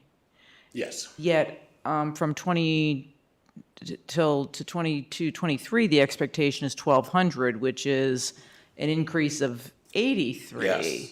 But what I noticed that the award grants are not going up at all, or the expectation is that we are now going to have to service another maybe 8% more students with the same amount of money. As I've mentioned earlier on, it's based off the number of students. I do anticipate this number going up quite a bit. But we always write the grant from the previous school year because, as I mentioned, on December 1 of during that school year, we take the snapshot on December 1, that one day, and we just did that this past December. So DOE takes that amount, that number of students, and they go and they generate that. So I'll get an award letter, probably Dr. Whitaker will get it, she'll give it to me. And so that will be around, I would say, July. Okay. And so it'll start that fiscal year. And so we'll get the letter. It'll say the number of funding. We get it in 2 amounts. We get we get a smaller amount first in July, and the other larger amount comes in October. And that number can be spent over a year and a half. So we always have an overlap. Even though this is an annual grant, it does every year. There's about 18-month, time frame we can spend funds. Why are you anticipating a bigger jump over this next year? 1,200 students, 80 students. That's quite a bit. Yeah. Quite a bit of students. We've. But why? I mean, what did the time period before was only 23, and now we're talking. I mean, why do you think there's going to be such a big jump? We had a larger jump of students. Actually, those students are already eligible. So so we've had a larger jump. Okay. And mainly during COVID, during the pandemic, students were experiencing learning loss. And so student skills and deficits, those preschoolers, first grade, second grade, coming in and with deficit areas. And so And when they filter it through our eligibility process, they become eligible for those services. And so that we did see that large jump there, and we did expect to get a jump. I didn't expect to be this high, but it does show how much the pandemic did impact our school division, our neighboring county, and so that number is quite a bit. Yeah, so I do expect the number to go up to support the dollar amount. I mean, to be larger to support the students, coming up for this coming school year. Do we have the staff to handle that? We do have the staff to handle that, and we will have to look for adjustments if necessary.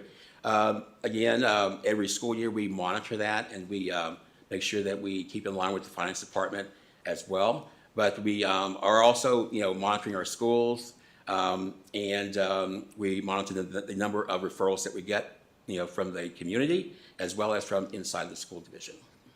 Okay, thank you. Anybody else have any questions for Dr. Walker? And Penny, are you out there in the ether? Okay, thank you, Dr. Walker. Appreciate your time. Thanks so much. Appreciate it. Next, we're going to have an update on state education policies, and Dr. Whitaker is going to discuss that in relation to our strategic plan. Thank you so much. So this is an excellent opportunity for us to talk a little bit about the strategic plan that we've heard quite a bit about this evening. So as was shared, it was actually in my notes to present, this was created by the members of our community. We had over 151 individuals. This was students, parents, staff members of all types from across the school division, individuals from higher ed, and so all of those individuals met over a 5-month period to develop this plan. There were 53 meetings within that 5-month period of time. Over 2,000 hours of work was contributed by the community members and employees, and 463 hours of research went into the development of this plan. And so I'm just going to share a couple of the components with you. You can find our full strategic plan on our website, which provides you access to each of the plans, but I'm not going to go through it completely. As was shared earlier today by Sean, our strategic plan mission and beliefs are here before you, and they do focus strongly on our values. So it says MCPS is an innovative educational community. We value diversity, and we are committed to equity and inclusion. MCPS empowers learners to realize success in an ever-changing global society through collaboration with communities, families, staff, and students. MCPS provides a safe, engaging learning environment and intentional exposure to positive social, emotional, and academic experiences. That word intentional is really important when we talk about providing equitable opportunities and ensuring equitable outcomes for our students. On the right, you see our beliefs. These beliefs, again, were developed by that team. Number 6 specifically speaks to the importance of equity within our plan, which states all people deserve equitable access to opportunities and resources. Again, I'm not going to read all 10 for you, but I do, I do encourage individuals to read the plan. Next are our objectives and parameters within our strategic plan. And so equity, you will notice on the left-hand side, we have 5 main objectives. These are the objectives that kind of lay the foundation for our plan. And then within each of these objectives, we have a number of action plans. So within those, our 5 objectives are instruction, learning environments, poverty, equity, and mental health. On the right-hand side are our parameters. The parameters are the boundaries within which the school will accomplish its mission. These are self-imposed limitations that were determined by that team. And so you'll see there again, we will base all decisions on what is best for students, and that's our number 1 parameter. And then there's a list of the other 9 that follow. Our equity statement is within our strategic plan as well, and it says we will intentionally address the needs of all individuals so that each person can achieve their maximum potential. And then we have our 4 principles of equity. Those are impartiality, which says that we ensure equal treatment of all, regardless of race, ethnicity, socioeconomic status, culture, gender, gender identity, and other protected group statuses. When we say those other protected group statuses, we're speaking about federal law protects certain groups, and so we want to make sure to include that in there. Opportunity says we will eliminate barriers and obstacles by providing needed resources through planned, systemic strategies that focus on the core of teaching and learning. Access, ensure that all individuals have the same rigorous educational standards, quality programs, and tiered supports. And sense of belonging, promoting social and emotional well-being, and ensure individuals have the ability to self-advocate and influence the decisions affecting them. So as I shared, each of those 5 of our objectives that were on the left-hand side of that slide, within them, there are a variety of action plans. And so within the equity objectives, we have a plan for cultural proficiency, a plan to ensure access to coursework, a plan for behavior management, and a plan which was the development of our equity statement that I read to you just a minute ago. There are actually then other goals related to equity within other of the action plans. So within instruction, we have an engagement plan, and that plan is working on revising and communicating a homework policy that provides guidance on the appropriateness of assignments for the students and ensures punitive grading measures or practices based on student behaviors are not used to evaluate student performance instructionally. This plan was actually developed or was initiated by one of the students on the committee. It was important to the students that we think about the workload that we're putting on our students and that we communicate a policy and provide opportunity for our students to have both great learning opportunities but also a healthy outside of school life that provided them opportunity to do other things. Then within our poverty plan are resources, and so that is looking at engaging with our community and collaborating to concentrate our efforts on supporting students' needs from birth to graduation. For those who don't know, there was a shift in Virginia leadership maybe a year and a half ago where birth to 12, before birth to 5 was under the Department of Social Services, and that work has been moved to the Department of Education at the state level. So that's where that change from birth to 12 comes in.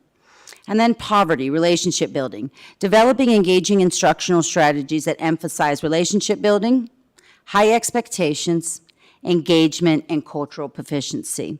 Again, that cultural proficiency also was a mandate, a law that was passed at the state level that teachers receive training in being culturally responsive teachers. And so that actually came after our plan, but is another measure that's in place at the state level. And then poverty also has a plan for early childhood, providing access to early childhood education classrooms to ensure equity and establish school readiness for our students. So each of those were equity-based that were within our other plans.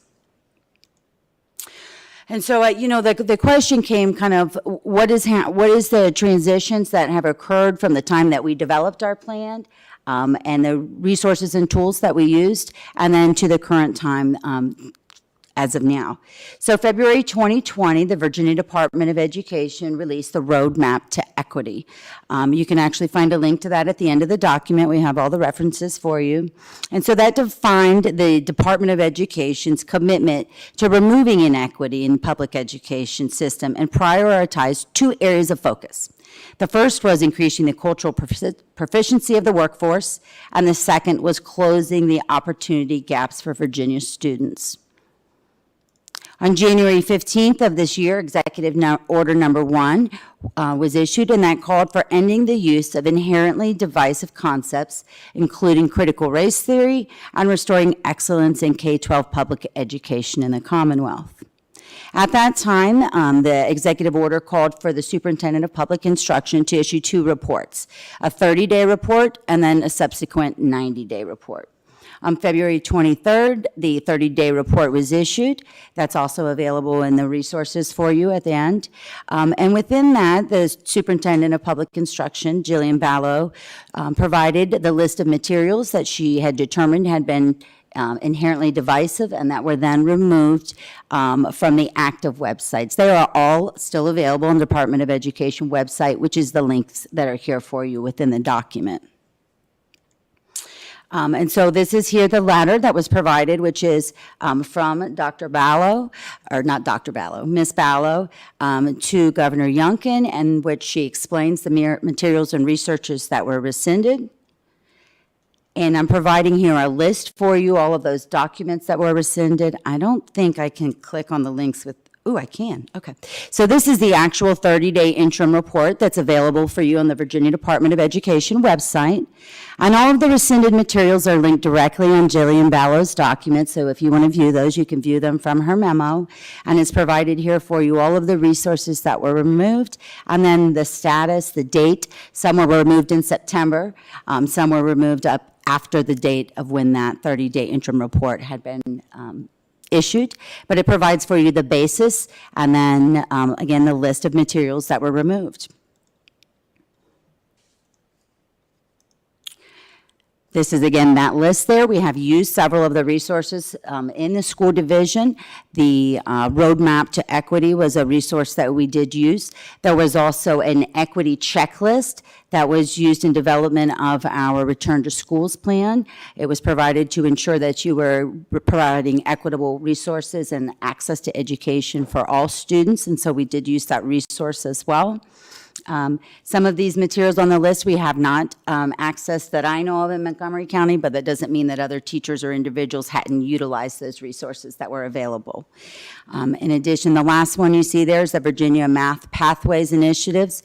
Jennifer Wall presented that to you maybe a year and a half ago, so that initiative has been removed as well.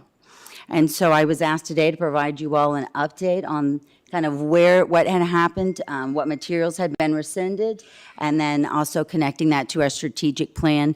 Our plan, as you know, is required by state law. We must have a 5-year plan, and so we have to share that plan with the state each year. And so we're in compliance with having one, and that's been approved by our board, and it is what guides our actions every day, and we provide a report to the board on that each month on the progress of our plan. We'll be bringing forward to you next month to look at within the strategic plan, Mr. Krantz's comprehensive facilities plan, and that includes our technology plan from Mr. Wickham. We'll be providing you an update on some discipline advances we've made this year and providing a little bit more consistency in that area. And we'll also be looking at the professional development that we're laying out for you all, and then in May, we will talk about the plans that we will move forward into next year from the ones that were approved. Are there any questions that I can address?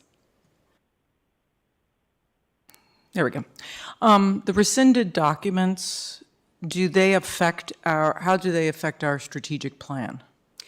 So I wouldn't say that the rescinded documents affect our plan because the document itself is what was determined to be inherently divisive. We've created our own strategic plan. And so there is nothing that says you can't use any resources or that it is illegal to access any information. But in terms of the plan we developed the plan actually prior to the implementation of many of these resources. And so through that process, I guess my answer is it doesn't really impact our plan. Now, if the board determined that they wanted to make a new plan, then we could certainly vote to amend or change our plan. But in terms of the plan that is in place, there are no changes that need to be made at this time. Do you know how they came up with these, how they identified these documents and what, if there was, I'm no. just curious how it was determined that these needed to be rescinded and removed from websites. I was just wondering what the...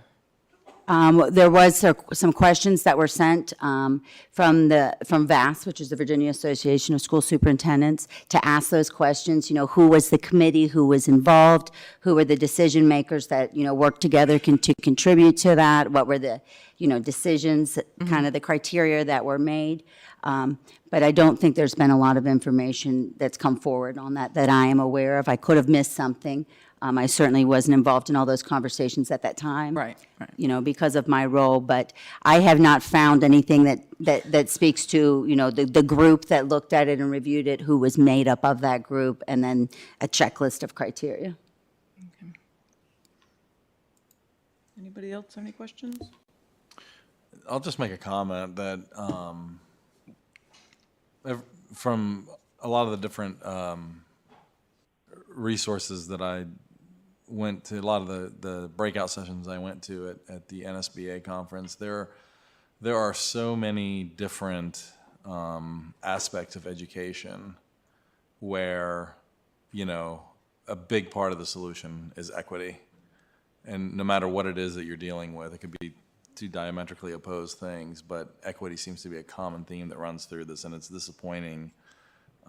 It's disappointing to see this kind of thing politicized, I think. So I do hope that we continue to follow the best practices in science and move forward in a positive way with our plan on this. And I did forget, Mr. Chewbacca, to add one last piece that was in Ms. Ballow's letter, which speaks to the 90-day report, because I do think that provides opportunity for communities to provide feedback and individuals to provide their feedback and what they think. If you'll notice at the end of the letter, it says, with the interim report, along with another at the 90-day mark, we want to spur productive dialogue across the Commonwealth and create a teachable moment for us all, educators, citizens of Virginia, and concerned American parents. And so I think that there will be opportunity for individuals to share their thoughts and their feelings, and I think that is, you know, what is being asked for is an opportunity to bring stakeholders together to have dialogue regarding the topics. So as I'm trying to get more up to speed on some of these topics myself, I'm new to the school board, and certainly maybe to help educate others as well. I guess just trying to understand what equity means. It's been used a lot tonight in both positive and negative connotations. But I guess, you know, what you went through, you know, covered very well from a policy standpoint. I guess, could you give some examples just to help me and maybe others understand, like, some specific things that we do to support equity within MCPS? Sure. So I think one perfect example is the presentation that Dr. Walker just gave, right? That's ensuring that our students are provided with an equitable opportunity to learn. And so that's one that is mandated by law. Some other examples might be things like, say there's a really great opportunity that's available to students to go on a trip. And so the trip is related to a school activity, and that school activity, let's say, for example, for CTE. Mr. Husband's required for some of our CTE programs, they are required by federal law to have students involved in certain programs and activities, competitions, things like that. So if those students were on the team and they're participating all day in school and they're doing a great job, and their team goes to, you know, the local competition that's right a bus ride away, and they win, that's great. And then they go to the state competition, and then they win that. And then they go to the national competition.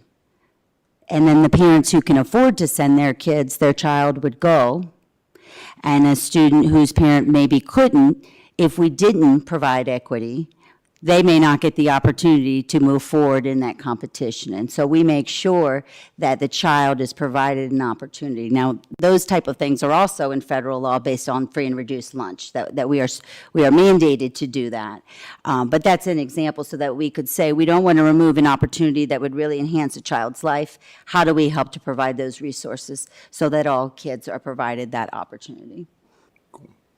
I mean, it's probably a rhetorical question, but you know, I'm just struggling to figure out where the division is in that subject, right? It was brought up multiple times tonight, and you know, and I can't speak for others. You know, I can just say I think that all people, parents, community members, want the best for their children, right? They want the best for their child. They want their best in their community, and I think sometimes people just maybe don't have the opportunity to really understand what it is they're looking at, right? I think that a lot of times, and it's great that these resources are still available, you know, by linking on our document, because that gives individuals an opportunity to click on it and ask what within this is divisive, and let's spur conversation. Again, I think because people really do want the best, and, you know, you may hear people speak in different ways, but the common theme is we want what's best for the children in our community. We want what's best for the growth of our community. So I know that doesn't really give an answer other than to say, I think sometimes we get divided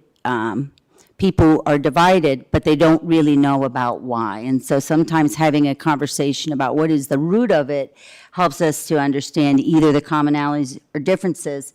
And I really think conversation can go really far in helping people really have good conversations and not be divisive, right?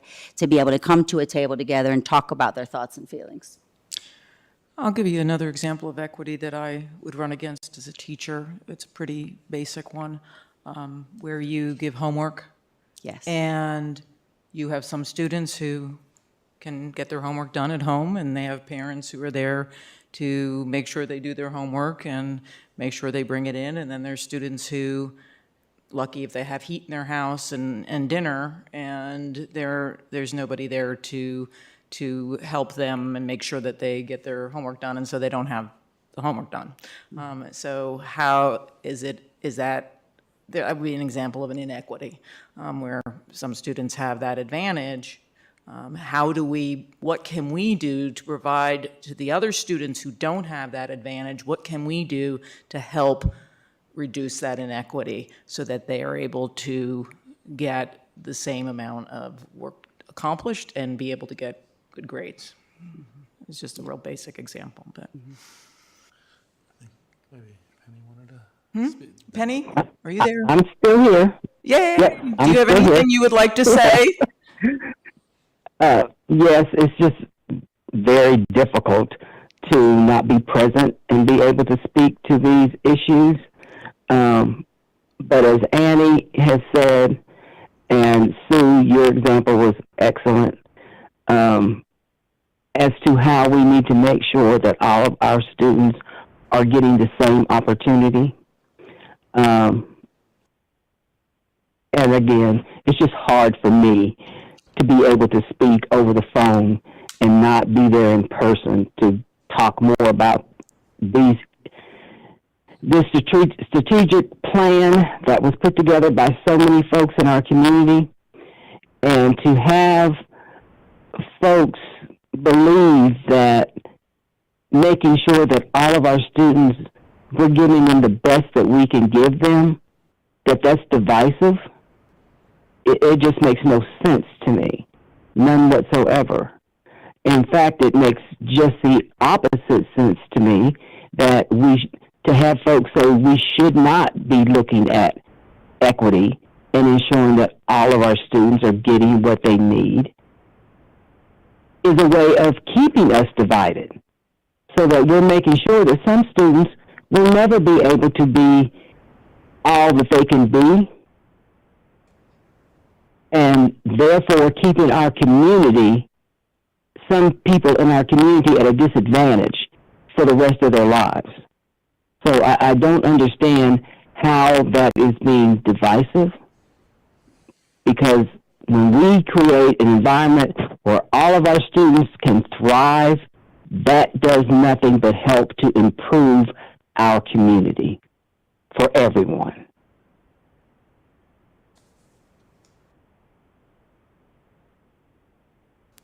Agreed. Thanks, Penny. Sorry you can't be here. And by the way, if you're all wondering why there's so few people up here, both Jamie, who went to the same conference as Mark, got sick on the way home on the plane, and Marty is also sick. So, and then there was somebody in the audience said they were ill, and I guess there's something going around. So there is that. Anyway, any other questions for Annie? Okay, well, thank you, Annie, for presenting that. I appreciate it. Next, we have our planning budget update with Mr. Kranz.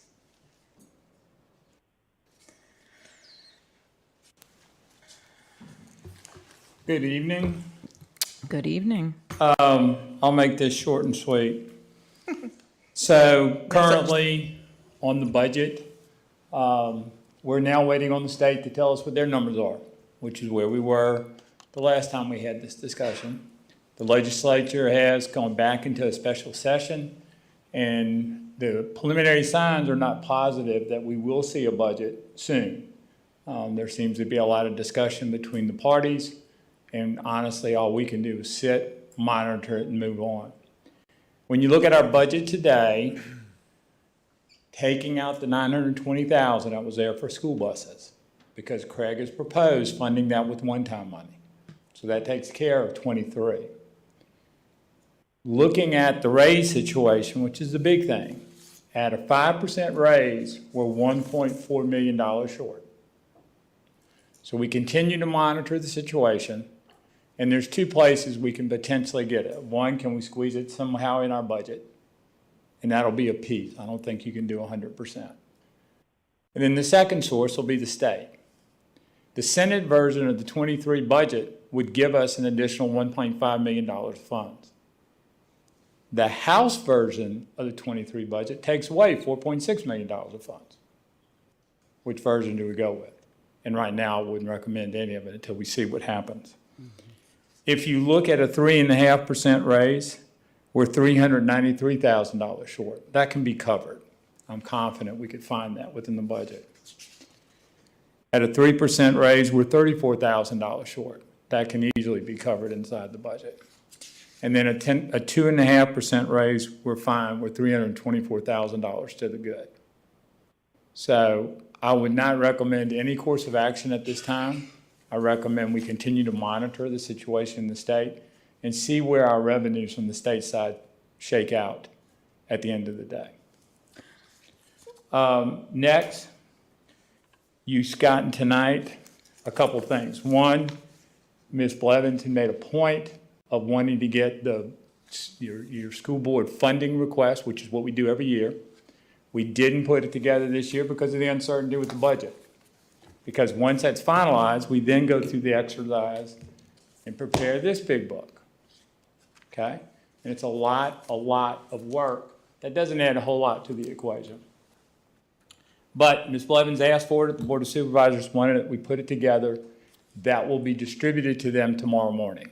We didn't want that going out until y'all had an opportunity to put it in your hands. Some key things as you're looking at this particular bit of information is I would pay attention to page 15. Page 15 shows of total expenditures of $133 million. Back out the $920,000, which is the capital outlay, second line from the bottom, because that was the buses that comes out. So the budget between school operating funds and school nutrition funds is sitting at $132 million. Now, in the school operating fund, there's three basic sources of funds there. You have grants. They're restricted by whatever the grant program was. Number two, federal funds. Those are very restricted by what the federal program is. And then the third category is truly general funds. Those funds that you as a board can do whatever you would like in spending those particular funds. When you look at that total, 88% of every dollar spent by this district today is spent on people. 88 cents. So we haven't paid for utilities. We haven't paid for fuel. We haven't paid workers' compensation expenses. We haven't paid for any maintenance and repair. And the first 88 cents went out for people. Now, the question has come up in front of the Board of Supervisors. In FY21, we asked for $3.4 million. That was a 3% raise.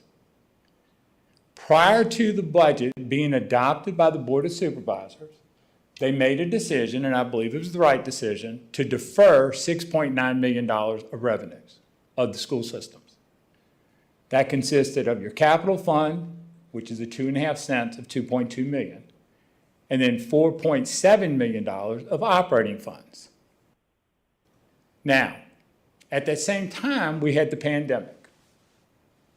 We bought over 20,000 pieces of plexiglass in this district.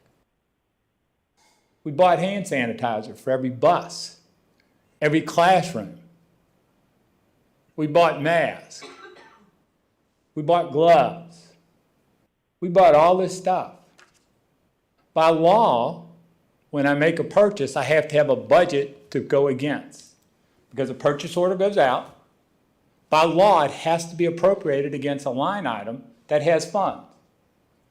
We had no revenues for COVID. Our grants were all reimbursement grants, which meant every disbursement we did, we went against the operating budget. okay? When the reimbursement came back, those funds could get spent in a couple ways, but the two primary ways would be, one, you replenish the budget you took the funds from, or number two, you used it for another operating purpose, or number three, you reinvested it in more COVID-related items.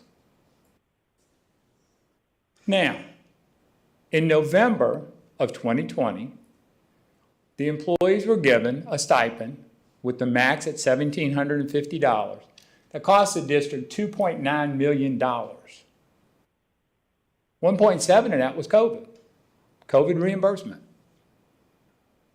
Then on January 1st, all employees were given on an annualized basis a raise of 3%, the second half of the 3.4 at 1.7 million. Between the stipend of 2.8, the raise of 1.7, $4.5 million went out in additional compensation in FY21, which represents a raise of 4.02%. Now, I'll be the first to agree, the stipend's not recurring, but it went against your retirement. You got credit for it on retirement. It wasn't recurring. When FY22 came around, that $3.4 million was in the revenue base. And so then that was used for the 3% on an annualized basis full year in 22 for the raise given in 21. There's nothing magical. There's nothing hidden. The numbers are very transparent. That's where your dollars are spent. All of our numbers are audited very thoroughly. At the end of the day, if something were not to be spent correctly, as the CFO for this district, I can be held personally liable for it. There's two bodies that can be held personally liable: the superintendent and my position. I don't get to say, well, the superintendent hid it from me. No. It's my job to make sure, as I like to say, to keep the superintendent out of jail, but also to keep you as the school board members out of jail. The orange jumpsuit. Yes, ma'am. They've learned well. But that's honestly the truth. So that's your update on the budget.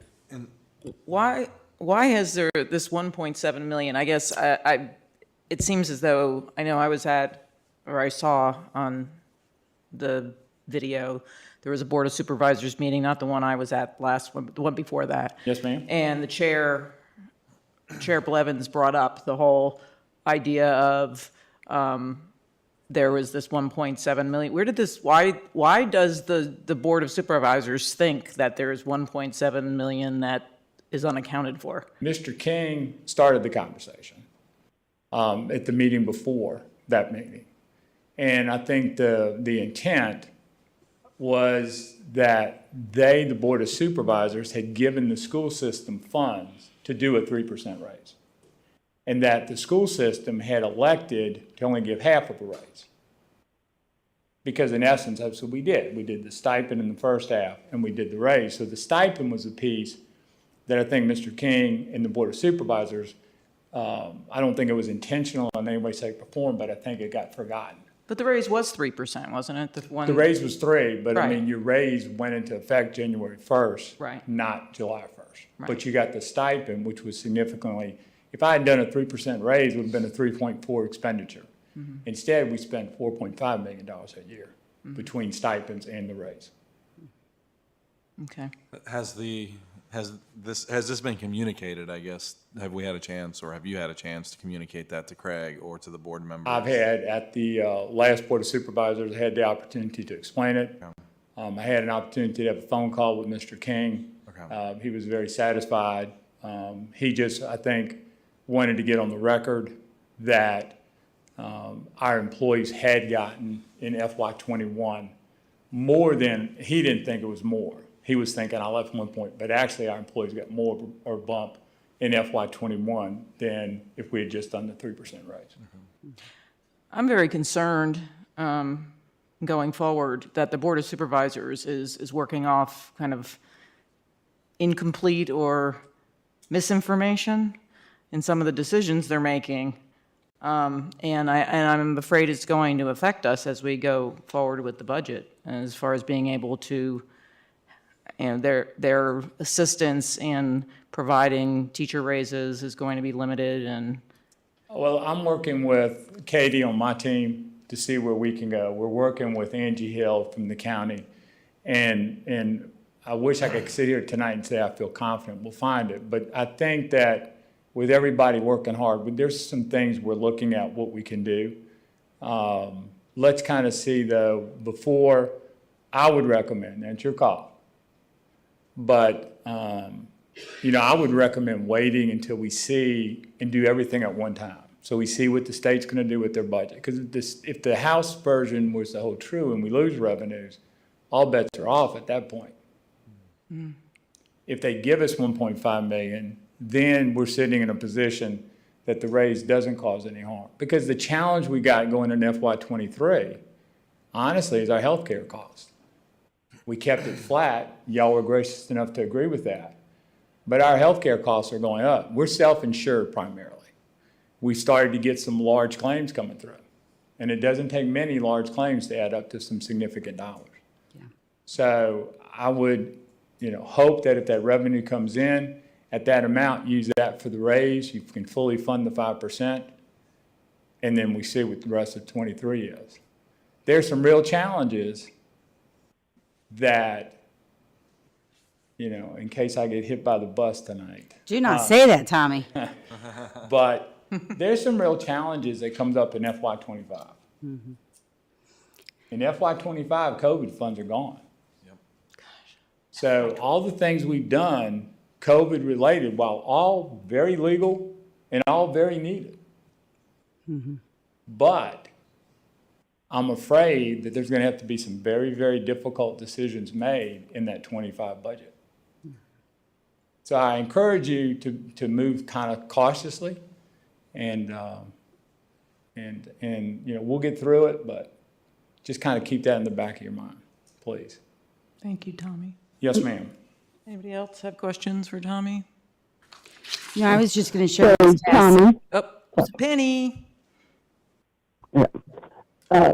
so Tommy, Yes, ma'am. those things that you're talking about in the 25 budget, are those the positions that we added over where the funds would be provided for 3 years Yes, to ma'am. fund those positions? That would be And we are trying, right, and our plan is to start to fund those positions through our budget so we can maintain that support that was asked for by each of our schools to help them to help recover from the effects of COVID. Yes, ma'am. And in Correct? Yes, ma'am. And in the FY23 budget request, we had the line item for $250,000, and that was to begin putting in on a recurring basis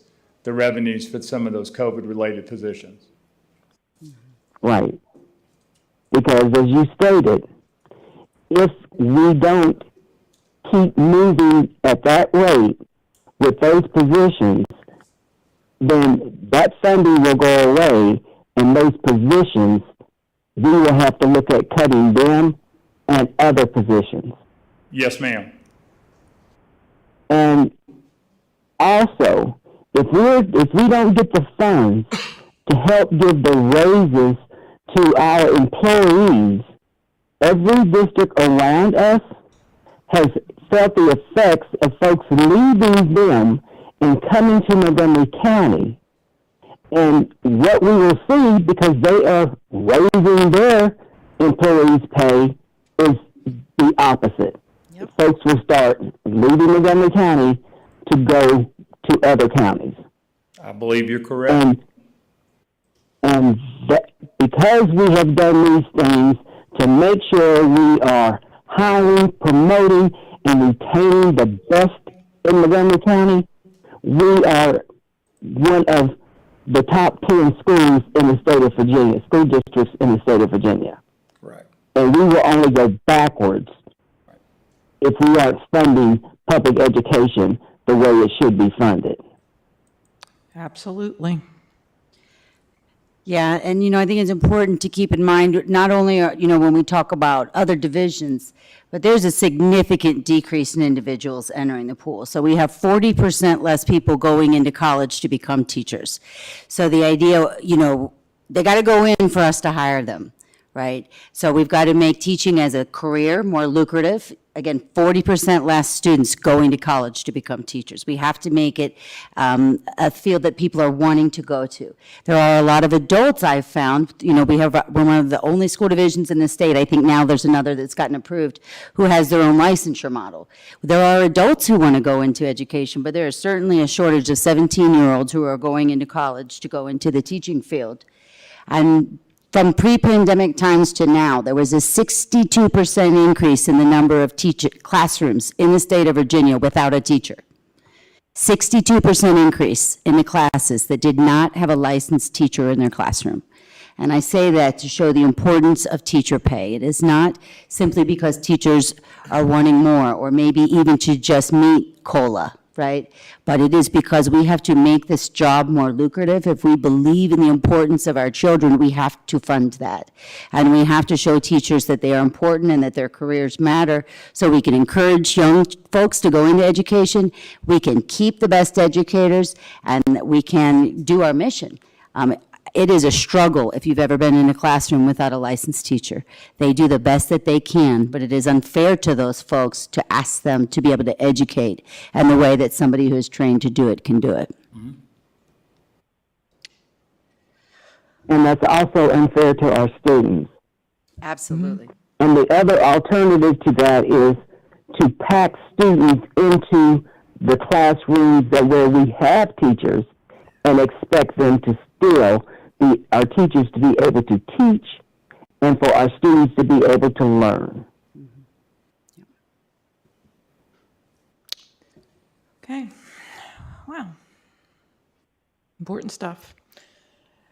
Any other comments? Tommy, thank you, as always. I'm on the next item. Oh, you're not, you're still going? Oh, okay, I'm sorry. No, ma'am. I didn't mean to cut you off. Yeah, you're right, you're only on like the first slide. I don't need to say anything if you want me to just sit down. So, capital funds real quick, two things. One on CHS, we are negotiating with two firms that responded on the RFP. Both firms are national companies. Both firms are very qualified on the CMR contract. At the same time, we continue to work on the construction documents with our architect. We hope to submit the building plan sometime May to June. On the site side, we've submitted two sets of plans to the town of Christiansburg. One is to do revisions on the bus loop and parking lot so that when the additions are done or begin, we're able to continue servicing our students and getting them into the building. We anticipate that those will pass. Every sign is indicating a positive. We hope to begin work there May 25th and be finished on or before August 1st on that. That also includes the relocation of all the utility lines that are on the site. The other thing is in front of you is the approval. We closed on the Cambria Street property. The purchase price was $800,000. We had the sales commission at 6% of $48,000. We set aside $11,000 into the closing counsel's trust fund. That's the security deposit in the event that we go beyond December renting the property. We would be there. We don't anticipate that to take place, but that was the agreement. It was clean. So we're asking the $739,000 to be moved from the sales school property to the operating center renovations. What that will do is then the whole ball field, so when you come in off of College and you got the parking lot to your left where you see like my service vehicles and things like that, from that point all the way to Sheltman Avenue, that whole ball field parking lot all comes up. We raise it up, we do the underground retention ponds, we bring the utilities that we need out there, and then we pave it, which will allow us to pay for 70 buses and 95 cars. So a significant increase in our parking spots if you would approve this. Okay, do I have a motion to authorize the superintendent to send the request for reallocation of capital funds, as Tommy just described? Motion to approve. Second. So moved. All those in favor? Aye. Aye. Aye. Thank y'all. Okay. Thank you. Thank you, Tommy. Okay, next on our agenda is the superintendent search. This is a timeline that I put together quickly because I already see a typo. But I wanted to just give you an idea give the board an idea of what time we have available to us. We are required to complete our search within 180 days, which is 6 months. So counting from March. You have until September 13th, 2022. Thank you very much. September 13th. So I established this timeline to coordinate with what we basically need to do. Obviously, it's very much a high-level timeline, but what needs to be done before September of this year. So first, and this is something we're working on right now, is send out RFPs. What that means, we are looking for a consulting firm to assist us with the search, which is relatively standard in a superintendent search. What we will do is then determine who our consultant will be. And so hopefully the goal would be before the end of this month that we identify a consultant who will then work with the board and also the community to identify what our needs are. What kind of superintendent do we want for our community? And so this would be something the consulting firm would work with us on and identifying what our specific needs are. From there, hopefully in June, the consultant would then create a position description and a timeline, much more specific than mine, obviously, and they would begin conducting a search and identifying potential candidates for us. And at that point, hopefully by July to August, we would meet with the consultant, identify candidates to be screened, and then identify finalists that would have an opportunity to meet with the community. So the community would meet with our final applicants. After that, we would then meet to identify, as a board, to meet with feedback from the community. And when I say community, I mean everybody. I'm not laying out staff and everything. It's anybody in Montgomery County. And then in August to September, we would meet to identify our top candidate, and then would be putting together a contract and getting that contract approved. And I said at the first meeting in August, and that's when I was being very positive and probably overly positive. So I would think it would be more in the beginning of September, which would get us to our September deadline of the 13th. So that is kind of what I laid out. So this is the first time the board has seen this also. So I'm looking for any thoughts, or I know it's aggressive, but we have to be aggressive. We don't have an option. And I think it's, important to make this is one of our priorities over the next several months. I look at it as an opportunity. It will be one that will keep us busy, but it is also an opportunity for us to identify the right person to help us take our strategic plan and focus on it and roll it out over the next 6 years. Questions? Well, so I can't see the timeline. Penny, I didn't send you one. I'm sorry. But that's okay, because from what you just described, it sounds like it is accurate as to how this process has to move. And there's some points that it will move unbelievably fast. Once we get to the stage of identifying candidates that we want to interview, And one of the big things that has to happen is that community involvement piece. Yes. And we have to be very thoughtful about the timing of that, especially with our deadline ending around September, and to be conscious that when we schedule that meeting or those meetings, that is at a time when people are not going to be at the height of vacation, and that folks will be in community to be able to give their input.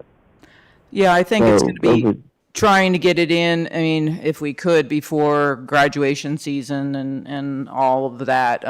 It's going to be a challenge, but, you know, we need to, so that's why we need to make sure we are on it immediately, and get going as far as selecting a consultant as soon as possible so they can start getting out there and talking with people. We will definitely make sure that everyone is up to date on our progress, and we are committed to doing that. So this is just the beginning. I'll make sure that at every meeting we have an update, but you know, even as we go along, if there are other pieces that come along that need to be, you know, communicated to everyone, we'll make sure that you are well aware of what is happening and keep everybody involved.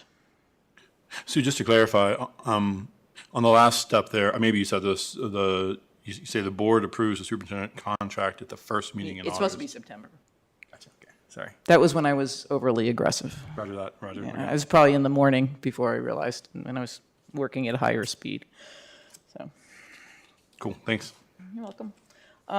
Okay, if there's no other questions regarding that, I'm going to move on to the next thing, which is the report from the superintendent. Thank you.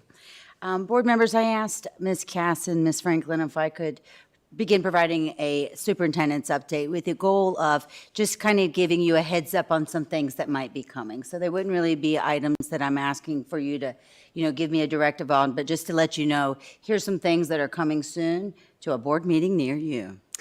So first is COVID and our lunch seating. And so we wanted to talk with you a little bit next meeting about, right now we are still working to separate our students at 3 feet distancing, which in some schools requires that teachers aren't being able to get a lunch to themselves. In some schools, our teachers already have a lunch rotation duty, but overall, you know, some schools are really, they're having to put additional staff in the cafeteria during those times. And so what we want to look at is whether or not it's time to say, do we still need to have 3 feet in between students when they're sitting side by side without a mask on the buses, when they're in the classroom side by side? So that's something we'll ask you to look at next month, or at the next meeting. The next is just a heads up that we're going to have our facilities and technology comprehensive plans. It was a part of our strategic plan that they do a study. And so Tommy's going to be presenting to you what he foresees as our facilities needs, and Mr. Wickham will present to you our technology needs, both working with committees. Next, I just want to give you a heads up. Our virtual school enrollment is open. It's been open since March 14th. And we have very, very low enrollment in our virtual school at this time. So we have a total today of 57 students in the entire school division who are enrolled in virtual school K-12. So we have 2.5 weeks left for families to enroll. You know, I will, of course, bring those numbers to you when we have them, but we wanted to both make sure the community is aware. Please get your registration in if you are interested in virtual school, but also to let you all know those numbers are very, very low.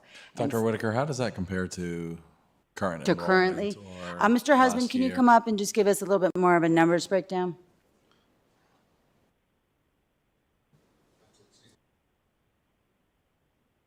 Just, you know, yeah. You got to push the button. There you go. Thank you. We peaked a little over 300 students in January. For most of this school year, we've been in that 230 to 250 range. So significantly below where we are this year. Yeah. So for example, we have 13 kids in elementary for all 11 schools. All of elementary school. All of elementary right now is 13 children. All of middle is 20. and all of high school is 24. So we will bring those numbers back to you, but I just wanted to let you know they are low. Of course, we staff them with teachers, and so we'll have to look at, once those numbers are complete, bring to you where we are so that we can, talk about what you want us to do. Is it too late to sign up for virtual? or- No, they have 2.5 weeks left. So we're Okay. doing social media pushes and we're getting the word out, but I thought this would also be another opportunity to share that word. If anybody knows someone looking to enroll, please make sure they get their names in, because when registration's closed, it is closed because we Yeah. have to staff for that. Right, and we might not be able. We might not be able We might not to. be able to staff at all. So if you are interested, please make sure, so share that information with your friends. And then our retirement banquet's going to be on May 11th. We don't have the exact time. It's typically around 6. Mr. Knott will get that to us, but I just wanted to let you all know for planning. And then the last one, I'm so sorry, it's my fault, I didn't give it the right information. I also wanted to let you know that we have our MCPS Teen Police Academy graduation, and that's on Monday, the 11th, from 10:30 to 11:30 at CHS at the Corps Cadets Building. This is the time of the year when things start cranking up. That's right. Okay, so now we're on to unfinished business. Do we have any unfinished business we need to discuss? Linwood, you look like you're ready to speak. You can always tell, right? Yes. Yeah, because I pushed the button. So honestly, I'm not sure this is unfinished or new business, so, but, because in some regards it relates to both, but I know the families of the Pray for Peace t-shirt I are was going to still say that here, would be so- new business, and that's, I was going to bring that, yeah. Roger. So that'll be Thanks. new business.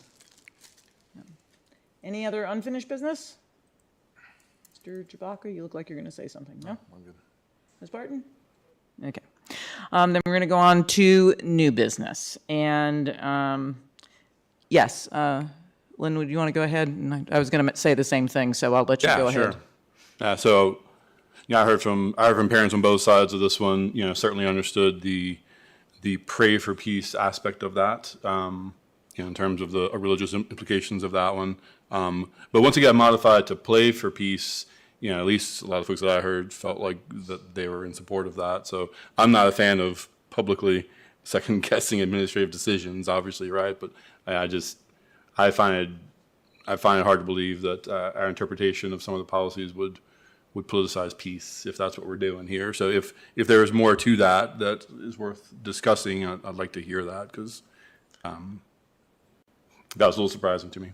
I mean, I think this is the same. I mean, I guess I would disagree and say that this is actually unfinished business. This is related to the other If you relate it to that, yes. issue that we're talking about. And we didn't have board reports tonight, but We're not there yet. Oh, do we have it at the end? Well, I guess it's announcements information, I thought. Well, I'm not prepared anyway. I mean, I just got back from NSBA, but so I just got back from the school board conference, the National School Board Conference, and I had some good networking there, and had some good talks with some had good sessions around some of these topics and stuff. So I think I'm hopeful that I think there is a way forward on this, and I agree that this is kind of reveals the other side of kind of the thorniness of this kind of a thing. But we're not the first district to do. We're not the first district in Virginia to deal with this. So I think there are paths forward on this. I guess the question, and I know we've talked, Annie, about the Pray for Peace, and I understand the implications of that, and because it has a religious connotation, and not everybody prays, not everybody wants to have that on their shirt, and we have to respect that people have that everybody's got their own, have their own spiritual connections. And I think even the individuals understood that, they understood that, even maybe they didn't necessarily 100% agree, but they got that. But the Play for Peace, I was kind of surprised at, because I even had mentioned that I thought that would be kind of an acceptable compromise, but we also said that was not. And I'm thinking, I'm just really struggle with how peace would be controversial. So I guess, a piece of the thinking, right? What is the piece from? Is peace in general? About a war. And a war is rooted in what? Right? It's a political war from people who have differing views, right? Now, I personally I have personal opinions in my own life, but I don't get paid to bring them here, right? So say students were wanting to do a research project and they were wanting to study and examine a side of something completely appropriate. If we were wanting to teach information and say, here, let me show you both sides and you make your decisions, also completely appropriate. But if we are saying, it's an athletic team, the purpose of that athletic team is athletics. There isn't really a reason within a sports team to be wearing school-issued uniforms that are promoting anything other than the sport. All of our teams wear school-issued, right? If they're going on the team to play a game, they're wearing either a uniform or their warm-ups, and those we've never found have had anything other than the school logos and the school information on them. And so the purpose of that sport is to play that sport. They wear a uniform that matches and is the team. We have also gotten emails from parents who are saying, thank you, I agree, this is the right thing to do. And so certainly if the board were to say that they felt that we want to look at that policy, we also have other policies. I didn't have it prepared for today, so, I could get that for you, but we have policies that speak very clearly to what the roles of our staff members are. And I think that those outline the work that we do within the school division. And so in looking at those, it just, seems that would be the correct thing to do. And I want to be clear that I think our staff did absolutely the right thing on this. We have a policy. Right. We can argue about if it's an appropriate policy, if it's too old, if it's not meeting the needs of our kids today. And this is another area where I'd love to hear from you guys on this. If you don't have to speak about it now, but I'd love to get some of the student input on this as well. But I mean, I think that this is this is a policy issue, really, is I think what it is. So I think this does come down to us as the board to decide how we want to move forward on all of this stuff. So. Well, I would say that stuff that is like stuff that is student-led, I think should 100% always be like valid. And I'm trying to find the words for it.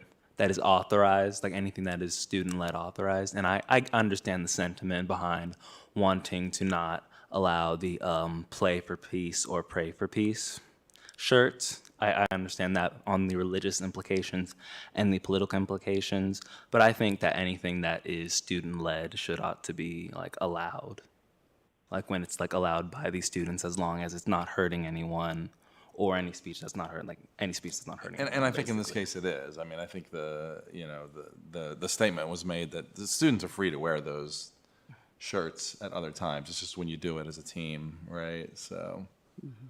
But where do you draw? It's an issue of where you draw that line, because I know as students, you guys have a lot that you want to say. You have, and I think as in public education, we need to allow for that within certain bounds, right? We don't, if it's, to me, I look at it and go, well, if it's partisan, then no, it's not appropriate. If it's religious, there's obviously precedent for that, but. I guess we're at a point where I just feel like everything could be political, and so I just don't want to get to a point where we're shutting down every single thing, because then that puts staff in a position where, they're having to kind of over-police any expression of anything in our schools, and I don't know that we want to go to that extreme either, but it's thorny, right? Which is, yeah. I understand the taking away the pray for peace because it is, religious, and you can't discriminate against people with that. Now, the play for peace, that I don't quite understand. I wouldn't see why it wouldn't be allowed. It's a compromise between both. And if the student feels that they don't need to wear the shirt, it's not mandated that they have to wear it. I mean, and like Sean said, there's a time and like you said, Mr. Chewbacca, there's a time that that you have to take the political lens off of everything because you can politically analyze everything. And if that's the case, nothing's going to get done. Mm-hmm. There's a time and there's a place for that. And over a T-shirt, I don't believe that that's the place for that. That's just my opinion. Yeah, so when we go to talk about when we maybe even hopefully in the future craft a new policy or something, it would definitely be good to get student input on something like that. Yeah, I can't remember specifically whether they were required to wear the shirts. I didn't think it was a replacement of the uniform, or there was going to be, I thought there was a compromise that it would be just for the warm up, when they were warming up on the field before the game, that they would wear their uniforms during the game, which I mean, obviously that makes sense. They have numbers on them and everything, but, so and if somebody, that's a tough one. I can remember several years ago, my daughter, the soccer team, when she played soccer, I think it was the soccer team did it, but one of the sports teams did. There was a young lady from another school who had cancer, and they all wore these Team Kendall shirts for the game, to help support another school, another student, and so yeah, stuff like that has been done, and that did not have anything that said Blacksburg on it. As a matter of fact, it was purple. And I just, I don't know. I think peace is just, gosh, I wish we all would play for peace.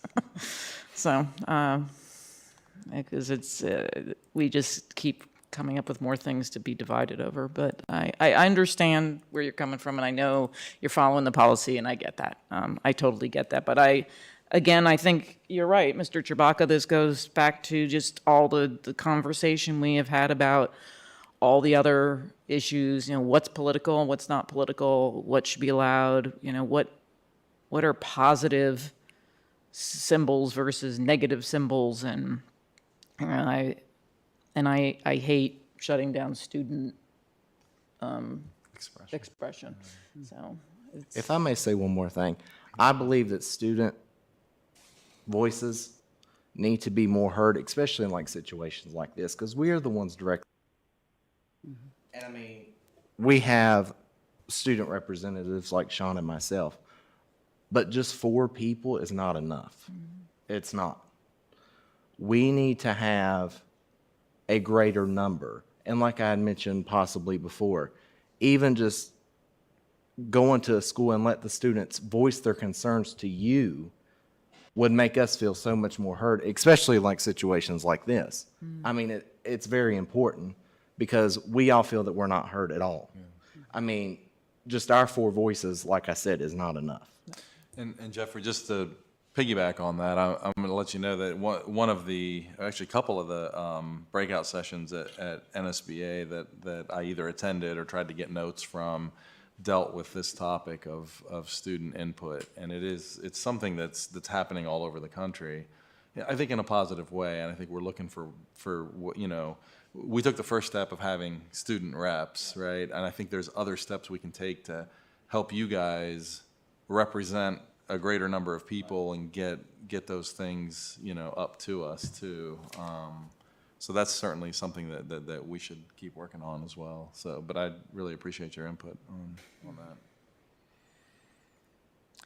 well, I'm not sure we're coming up with a solution to this evening. Well, I think one, there's a couple things. One would be, and I'm trying to be very careful because, we're speaking here about issues that talk about employees, right?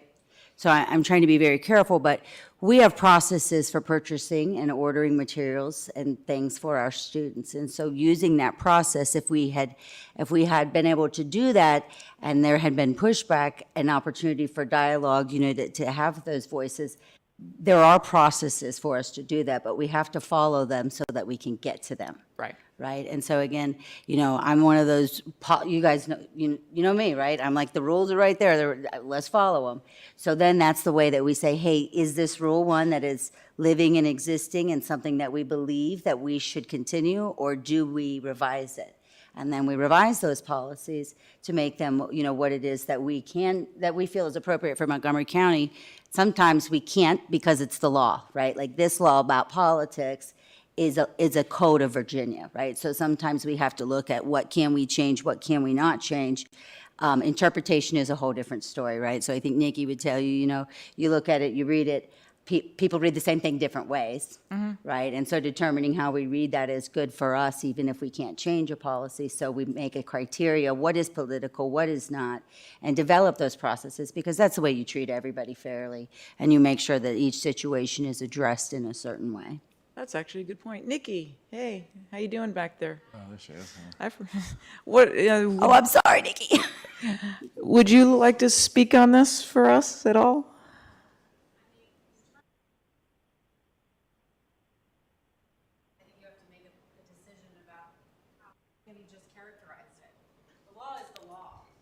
You all want to put criteria in place to determine what is political and what is not.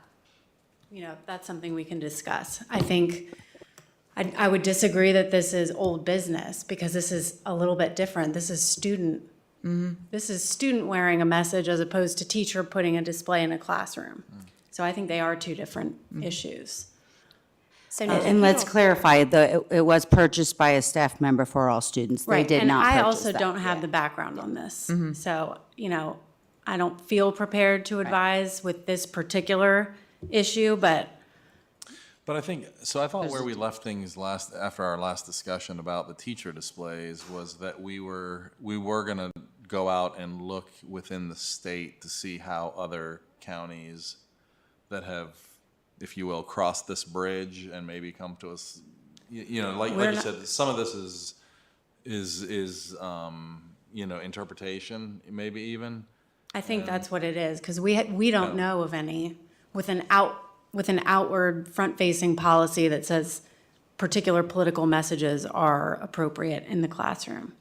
Well, but I mean, I know of at least one county that for example, this came up over pride flag displays by teachers, and I know that Fairfax County allows them, and they have very specific policy on that that I was made aware of. So that's something that I'd at least like to look into, how they're interpreting this.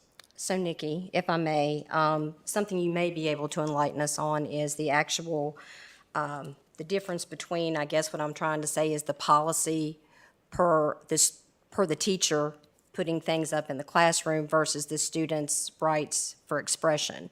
I'm sure there is, I think we're trying to tie that policy into both of these, and they're totally separate. They're different. Well, no, I'm not sure. Again, I don't know the background of what policy was relied on to make this particular decision. What I was trying to say is students don't give up their constitutional rights when they come to school. And, that's the whole Tinker v. Des Moines case, where it was a political expression about the Vietnam War. In terms of extracurricular activities, when you are representing your school and there's a policy on what the uniform should be and what the warm-up should be, that is if there's a consistent application of that rule, then I think you need to stick with that, because at this point, because what if happens tomorrow when the boys soccer team says they want a different warm-up shirt? I think the school has the right to say, no, we're going to continue to issue our warm-up uniforms and our No, I agree with that. participation I uniforms, think but if you want to wear this shirt to school. Some people are trying to tie the whole shirt thing with the students into what the teachers can and can't do in the classroom, and that's a totally different issue there. Well, there's a state statute on political messaging by students specifically. And so, again, I don't have the background on what was relied upon to make this particular decision. So I'm not gonna try to second guess what was done or not done, but I'm happy to come back and talk about it once I know the background information. But yeah, I do think the teacher, as an employee, and your policy about political message is in the classroom and political displays is a different issue than student expression. Thank you. That's for sure. Can I ask you just, so student expression in their own choice or something they're given by a staff member as a group to wear Correct. collectively? Student expression, Of their own voluntary individual, student yes. expression. So if they yes. so if the students Yeah. went out and bought themselves Right. T-shirts that said "Play for Peace," I'm going to just use the "Play for Peace" thing because it's what we're talking about, and it had nothing to do with any, and they asked if they could wear them during warm-up, that would be Sure, different? if there wasn't a standard where they always wore uniform, like if every game we always wear the same, uniform, because a lot of the teams, they get the same warm-ups, they wear the warm-ups, they come to the game, that's what they practice in their warm-up, and then they change into their uniform, right? But if, when I was in school, we didn't have warm-ups, we just wore whatever we wanted. So if we wore whatever we wanted and we all said, hey, let's make puffy paint shirts that say, whatever we'd like them to, and we all did that, and it was not led by a staff member, then that is student expression. It is when the staff member gives something and says, wear this, then it's not student choice. But if the students all wore their shirts to school, absolutely. If the students weren't being led by an adult and they said, hey, we're doing this, and it's not a time when we typically wear uniforms, then yes, then, that's their individual speech. It's when it is an adult who's being paid is saying, here's what we should do. Okay. Thank you. Sorry to put you on the spot. No, not at all. You wanted to stand up and stretch anyway. I did. Thank you. Okay. Anything else on that? Do we have any announcements or information that people would like to share? Okay. Upcoming school board meetings? Oh, Sean, sorry. Yeah, so as I'm guessing the rest of you know, Mr. Deibler, the CHS principal, will be leaving us sadly. I would just like to know if you have any ideas of a replacement, or like if you had like any ideas of like how you're going to find a replacement. Sure, I'm give gonna me pass just that, one please. second, and I can give you the timeline on that, Sean. So right now, what we are doing is we're in the process of our principal search, and so we have that posting out on our website, and then also we've done a statewide kind of target so that we can get candidates from different areas. And so right now, we're advertising and collecting our applications, and I'm sorry, my eyes, I had to move back. There will be a staff, parent, and community surveys going to go out on the 11th. So that provides us an opportunity to get feedback from our community so that we can hear what it is individuals are looking for in a principal, and that will go out on the 11th. And that's usually open, I think 2 weeks is usually how long? 5 days, okay, 1 week, that'll be open. Then we will identify our interview committee, and we'll hold those interviews on April 22nd is the plan as of now. That is a tentative date for us, but we do like to plan them out. And so those committees consist of teachers from that building, depending upon who those applicants are. If every assistant principal in the building were to apply, we certainly wouldn't put them on the committee, But if there is another administrator in that building who isn't applying, then they are able to be on that, and then some central office team as well. Then we bring those recommendations forward to the school board, and we plan to do that on April 26th. Sorry. Thank you. No problem. There's one concern that I've found that is probably the main consensus from my school is that we are afraid that the board would pick a principal that would not know the students as a whole, and in fact, maybe might put in any new changes, like say, for instance, one instance is our student government, which I'm not talking about like SGA, I'm talking about like our student government where it's called the CHS Student Advisory Committee, where we meet with the principal every month or every other month, and it has all the elected students leaders and the student representative, myself, and we just talk about student policy, student ideas, school events, and we were just afraid that, would they not listen, or like would the new principal not listen to us? Sure. And I think it's important for you, Sean, if you could share And as much as people can engage in that process of letting us know what they want. So I think the surveys are meaningful.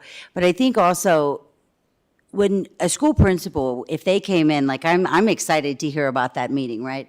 I think that a principal would come in, they would want to continue that because that is really valuable, to have a group of students who wants to engage.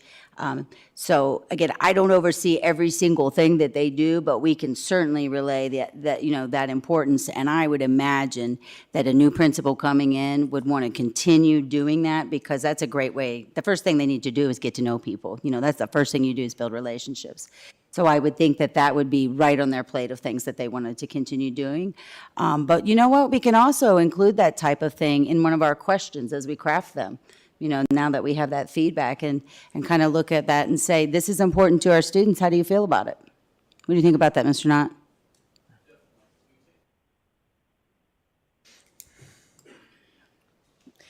And you thought you were going to get through a whole meeting without having to come up here. Yeah. I need Almost Jason, I made need it. Jason to come Almost up made here it. with No, me just so I feel like, Jason's normal. so excited. He had to get up all night. So we take the survey that goes out to students, community members, teachers, and we look at that, and many of our questions come from that survey, the input that we get from that. So when you get the opportunity to complete that survey, talk to that advisory group, ask them all to put that, that sentiment in the survey, because we will certainly add a question for that, okay? Thank you. And Sean, I would like to just say that I have met with the principals at Christiansburg High School throughout the years with groups of students, and it's been one of the most valuable, rewarding, and enlightening experiences for me. So I just can't imagine that a principal anywhere in our district would not value that input. Mm-hmm. So thank you for bringing that up. Yeah, that's a great question, Sean. Thank you. That's why you guys are here. They confuse me too, Sean. I want to push the button and talk at the same time, and it just doesn't do that. That's right. Yeah, it definitely is reverse psychology here. The light should be, now it's on, yeah. Any other announcements? Anybody else have anything they want to announce? I know you guys are tired, you just got back, so next meeting, you tell us about your trip. Upcoming school board meetings, our next meeting is actually this Thursday. We have a special meeting for discipline, and that is a closed session meeting. Our April 12th joint budget meeting was canceled. The Board of Supervisors they have canceled. They were not available, or not all of them were available, so that's being rescheduled. Tommy? I believe Ms. Drake has asked them for a few dates that they could provide for us so that we can look at the dates they are available and coordinate those with your schedules. Yeah, we do need to do that. Then we have April 26th, and we got a few things listed there. Perkins Grant Special Education Annual Plan, our action on what Dr. Walker presented this evening, an update on the virtual school program, which Annie gave us a little insight in tonight, and in the Facilities and Technology Plan. May 3rd, Senior of the Month again, and Strategic Plan Update, Policy Revision. I don't know which policy that is, but I guess we'll find out in May. Yes, that's it. Yeah, we'll get you there. And then Teacher of the Year, one of my favorites. So, and May 17th, ESSER public hearing, another policy revision, and Support Staff Employee of the Year, another of my favorites. So, that's it. Do we need to go to closed session? We do, but it will be very quick, I promise. Okay. Okay. Do I have a motion to enter into closed session as authorized by Section 2.2-3711 of the Code of Virginia to discuss one personnel matter? Second. All in favor? Aye. Any opposed? Aye. You're opposed or you're in for it? Okay. That's it. We're going to closed session.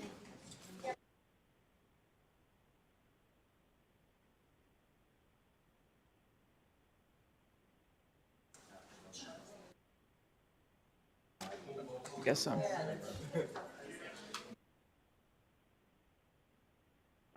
So do I hang up and somebody call me back? What?